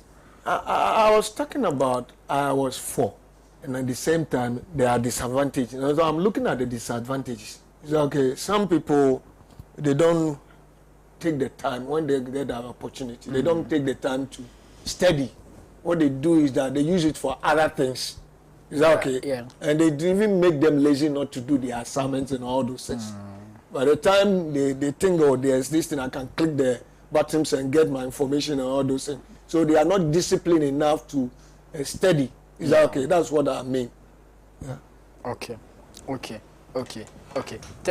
Thank you so much. Those who have been sending your messages, I'm sure lots of them. We'll do our best to be reading them for you on Facebook too. We've seen all those that are watching us also on Facebook. Our time is almost up, so I'll give the rest of the minutes to Reverend Chikata to wrap it up for us. Yeah. When you look at things that we watch, unrealistic things, okay, somebody jumping from the sky, jumping into the sky, and somebody trying to do certain things like find a lady, and then do it on the telly. Yeah. Is that okay? Yeah. So wow, then someone will bring a car. Wow, I want to go for this car. Certain things that are not real. It brings your imagination that, this one I can do it. So that talks about adverts. Is that okay? Some of the adverts, they are good, some of them too. And so not all the things that they show on the social media that you consume, that helps you. And so I want to tell the youth that... Okay, so we'll love this at this point. Reverend, this is your camera. So the young people of Ghana are looking at you, this one. So this very one, so that you can talk to them. Yeah, I want to use this opportunity to tell you that social media is good, depending on how you use it. And then when you are using it, be mindful that whatever you do, there's going to be a reward, either good or bad. And so whilst you are doing it, make sure you are doing that there's somebody on scene seeing you. And so that you do it and do it well. And it will help you to become the person that God wants you to be. And so this afternoon, wherever you are, in Ghana, in Africa, any part of Africa, social media is good. Patronize it and use it well. And also use it to inform yourself, educate yourself, get information, and then use it well to really enhance yourself to become a better person in relation to being a leader, be whoever you are, parent or father in the near future. So I want to encourage you that you use social media and use it well, and God will add his blessing to that. God bless you. Okay, thank you so much, Reverend Christian Chikata. God bless you so much for spending time with us. It has been a very, very, very powerful engagement with you. We hope to receive you more times so that you can keep educating and helping our young people to understand all the issues that we bring forth. God bless you. God bless you. Okay, so this is the end of another exciting edition of Youth Empowerment Television Show. Tomorrow we shall be here with another exciting show on your screens. If you're watching me, just keep believing in yourself. Be very humble, be committed, be dedicated, be very selfless, and allow God to always lead you. For unless the Lord builds, the builder builds in vain. On that note, I'll leave you, and I'll see you tomorrow. If you say a prayer, say something for me. We always do this for God and country. Bye-bye.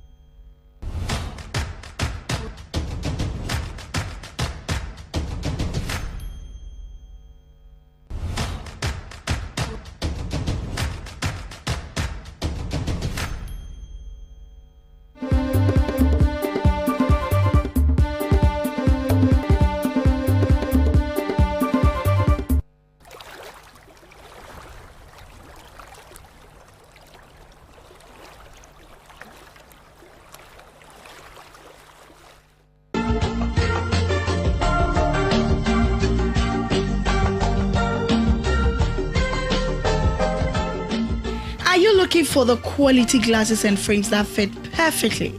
Look no further. Fresh Look Eye Center is here for your eye care needs. Locate us at 37 opposite Total Fuel Station or call 050-708-5944 or 0247-612-654. Fresh Look Eye Center. Give your eye the deserved care.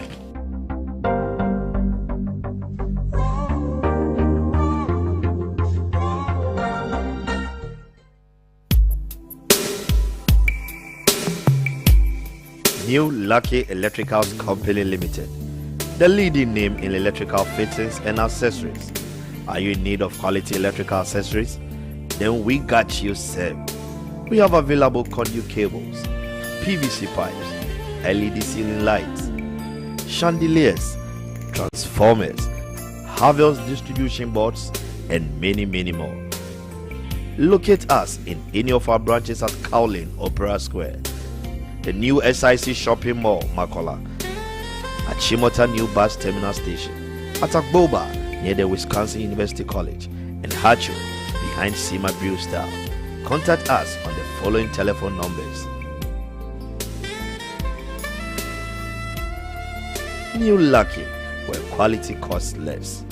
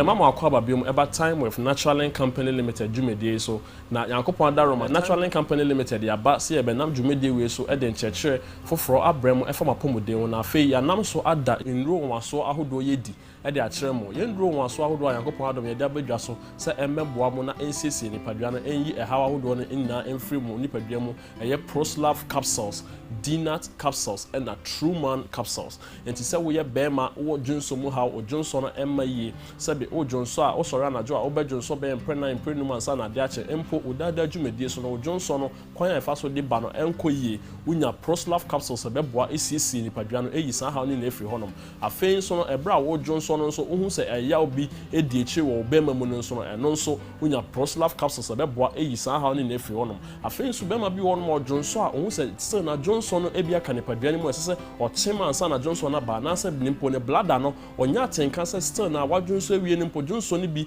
ewo nipadua ni mu eno so no unya Proslav capsules ebeboa esiesie nipadua no eyi san ha ni na eden efiri honom kai hunu se unya Proslav capsules ebeboa eyi san Johnson mu ha na enkoyi wo nipadua ni mu bia be yi bibia efiri honom afei so ye the True Man capsules enso abedwa so se True Man capsules ne so mbra meboa mo na ensiesie nipadua no enyi Johnson mu ha enyi ahoden bia esese eba wo bema mu ntini mu bia efiri honom na afei no unya True Man capsules na ebeboa amantini no etime sisi ne wo so bema wa hoden ne betime egina yie na wo ne ho ka ni hia ho na eya esane ntentem no san ha no be free ho afei so ahoden beba wo bema ni mu afei so atenkampo a wo benya ene ho ka ni edi mpaso agudie no san atenka no so beba afei so no obema no so emu be den na afei emfa ahaw bia enni akire kai hunu se bema wo ho na se wo mpaso agudie enkoyi a emma enigye emma fie enti wunya True Man capsules ebeboa esiesie nipadua no na afei so Dinat capsules enso aba be siesie yenwan mo mama pomudin no eyi san emfichiko mu ha infections bi edi omunya eyi san ha ni na efiri ama mo mfichiko na baye na eya obia ni infections bi edi ekire so eyi san ha ni na efiri honom na dani na ebra ye di anjumodie bremo no monim se ye Natural Link Company Limited ye ba ye be kyerɛkyerɛ mo fama pomudin ho kyerɛkyerɛ mo dwumedi ahodo fama pomudin ho sese mo mama ni ku ho na ene dwumedi a ye beka ho asɛm na se ene hawa ye fa abeka ho asɛm eye sexual weakness na obi beka se sexual weakness ya mo ka ho asɛm yi eye how ben ya anase ehunya ema ya na sexual weakness ehunya ma anipa bia empo awarefo esan se oba ne bema de so mo ware na mo te honom na mo te asomdwe mu adwumedi ahodo a mo be ya ye mpaso agudie na ekoba se baako anase ofane mu baako ahoden ni wo anase atenka ni honom a emma enije embefie enti se ka se sexual weakness a eni na anase se empaso agudie dwumedie bi aso ate anase san atenka bi ewo ho anase enije be yesese wunya enwo mpaso agudie mu sa enije no enni ho no ni na ne sa fapem no na kai unu obi be sasa insunsuanso ahodo be ne da ne ho dia ebe che se me sexually weak anase empo atenka no enni honom se wo ye be ma na wo ne ho ka ni hia na sima kakra bi wo ho sane a na wo hu se ahoden na ewo ho no anase ahoden na ewo obema ahoden mu sa ahoden enni honom wo ye weak afei so bema bi wono mo ne ho ka ni hia ohun se ne bema mu ayemre empo na ne bema ohun se ne bema na sori agina ho ne mpo no ohun se mreye bi wo bema ni mu a ezisa entimi emfa enigye no emma enti se wo bema so na wo san susanso bi aka unu se wo ahoden na na se enigye na wo hia no san enigye no unya afei so no bema bi wono ma empo atenka obenya ama akenya na ma one ne ho ka ni mpo enya mpasa gudie ni mpo no san atenka ni mpo ni ho empo no se ne ho ka ni eni di mpaso aguro ahodo eye ne dwumedi ahodo bia na saa ne bema ne mpo entimi nsore ngina ho ekobasa ne ho se enigi anasa ahoden no so eden eni honom bema bi so ha de dikan no se ne ho nya dikan sane ne wi a eno ano ne bema no jojo entimi nsore biom se wo ho na wo ye bema na ho san sunsun so wi na na kan hu se bibia tochima wo ne padua ne mu a ebetinya ekobasa eye infection bi ena da ne ho di anasa dwumedi bi a wo ye bi ena de san ha we aba ne padua ne mu a eno nti no Natural Link Company Limited they did True Man capsules and the Proslav capsules aba sa embe boaboa mu na ensie nipadua no emma sa dwumedie no a esese eda ne ho di wo nipadua no enwie peye kan hu se ko ba se wo ye sexually weak a ejiro fa wo do bebre so ebi wona dwumedie bi a wo ye ebi wona ne ye bi a na se esu bi a wo da ne ho di e wo nipadua mu na ede sa ha we aba ebi won so na yare bi a na se infection bi e na da ne ho di eno ntina se wo ye bema na wo ko True Man capsules na wo hia Proslav capsules so e dia support se ekobase infection and this how we are bad Proslav capsules no be this adwumedie no ebe say sisi wo prostate gland no kura sa aka ho ama prostate gland net me produce dihydrotestosterone no ebeboa ma sabi wa hoɔden na say hormones na regulate wo sexual drive no hormones net me sisi ne ho so yie nti wo ya bema wo hia Proslav capsules and Truman capsules eno beboa esisi nipadua no afei so yenwa no ma ne bi wono ma one ne ho kan hia empo onte hwe na say onya atenka bia empo ebro ne ho kan ni na say ne kunu ebedi mpaso agudi ahodo dwumadi ahodo bebre onte nka bia wo nipadua mu nti oba no so unya dinat capsules no so beboa esisi nipadua no eyi san ha we nyina firo ama anidie no ewie pe ya afei so no na asesi wo mfiti kro no ama wo mfiti kro na ye kan hunu say aware ana say mpaso agudi adwumadi no bebre na no fa pem na ne say ninsen ebeba aware no na say beba asesena ne mu nti ebra esisi nipadua no eboaboa wo nipadua no adwumadi ahodo no na say ma honam akwa ne nina esisi ne ho so yie na ama afei no bema ne oba se mu hia ninsen etinya bem na mo nigye nso ewie mo peye nti se ne dane na Natural Company Limited ye di intrachia ahodo ebrem from apomuden ho no munya yendro waso ibi to a ukọ pharmacy shop any herbal shop bi e benwa oka se wo pe Natural Company Limited yendro waso ye Proslav capsules Truman capsules any dinat capsules ibi ato a obenya bi ato afei nso se wo hwan afei we chi mo fie na to betimi apeke en numbers na eba screen so no afrɛ ne ani we dinkita ho ne akyerɛ odwumadi bi a ɛsɛ se wo hu efo apomuden ho na afei bi nso abenya do ni bi ato nso ya kyerɛ ne bi how bi nso awo bi nso ne edi ho nkomo ama ya kyerɛ yankopɔn daroma da sene ye sasia ye no be kyerɛ nkyerɛkyerɛ afofo afoma pomuden ho Natural Company Limited ye yesema pomuden hu hia enti mo mamoni enku nyendro wa so da badwa so no na emmoa mo na mo nigye nso enwie mo pɛye ya me nhyira mo nina.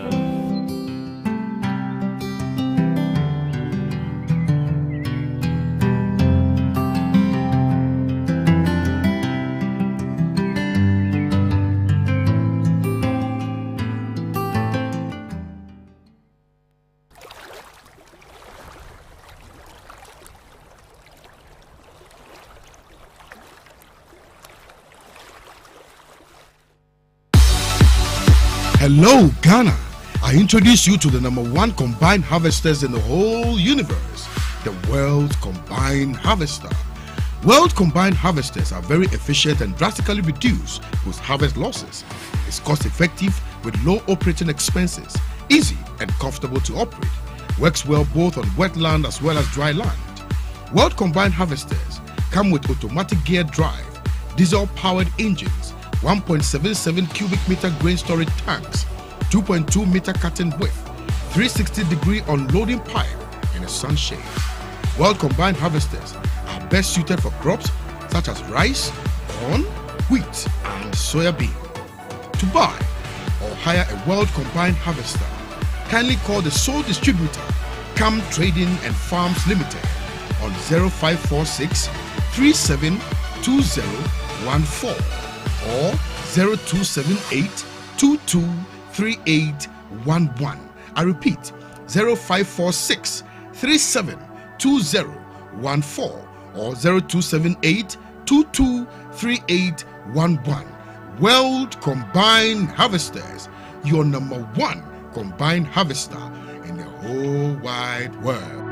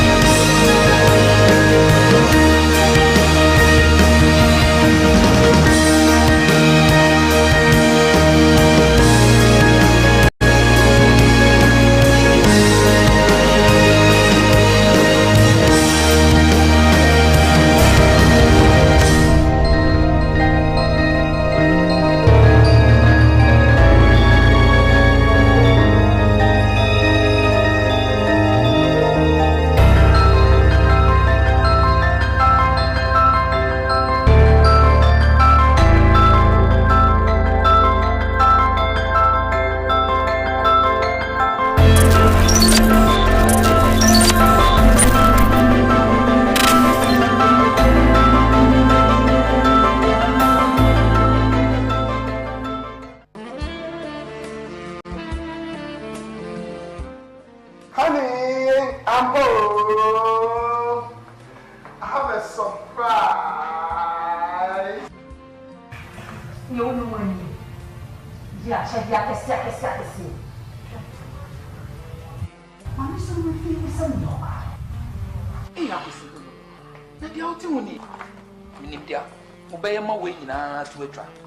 We na mama did the woman what they Mr. Q. She say me a beman kasankasa. Nichina me now one kasa. Ankasa. What is it? Aye, we back and then it's strong enough. I could say shame or backward and one which name. Mr. Wasimia, with your boy man. Hey, I can we are near more. At Tufonko Kulun Ghana Limited, our East Legon, a Champion Junction, for 0244 139 176. Mr. Q, we are Cuba. Welcome to Ridge Royal Hotel. In the recent light of pandemic, we are taking utmost care to ensure the safety of our guests. We have to change with the times, and the hotel industry is used to change.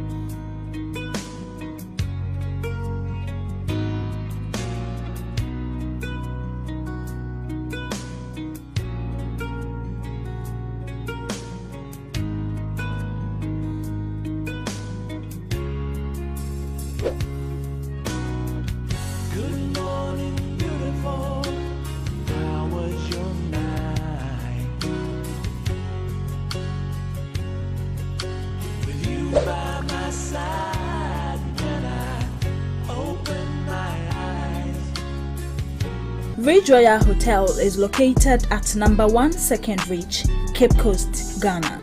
For more information, contact +233 031 200 3222. Email admin@ridgeroyalhotel.com.gh. Ridge Royal Hotel, richly inviting, comfortably yours. We look forward to welcome you soon. This advertisement has been vetted and approved by FDA. Hello, baby. It's me, Boga What feel you now? Hey, what funny? Oh, what about that? Oh my God, what's wrong me? We are fearful for Gecko. Brother, we are funny. Here, Ruta Life. Okay, Ruta Life. Ruta natural products here. I am tropical herbs here. And now what's here? Ruta Life. But what you fatty fume? No way, cleanse the system. No, my come on. Romantic. Kaide, Ruta mixture, autumn malaria, and a Ruta Titanic or Ruta natural. In Rupapa no. In Ria. On ye manimpa, on tin fidwa watching. About an hour, one benufu. On ye painful. The world has changed. Now the new normal demands that countries look within to develop their capacities and make strides in getting their economies back on track. In all of this, diplomacy is now more than ever the bridge linking these nations as they forge ahead. Of diplomatic affairs, complex issues will be explained as I sit with global change makers to discuss the new phases of bilateral and multilateral relations between Ghana and its development partners. I will also pique your interest on the many enterprises that are forces to reckon with in their own rights. My name is Harriet Narkie, and this is Diplomatic Affairs.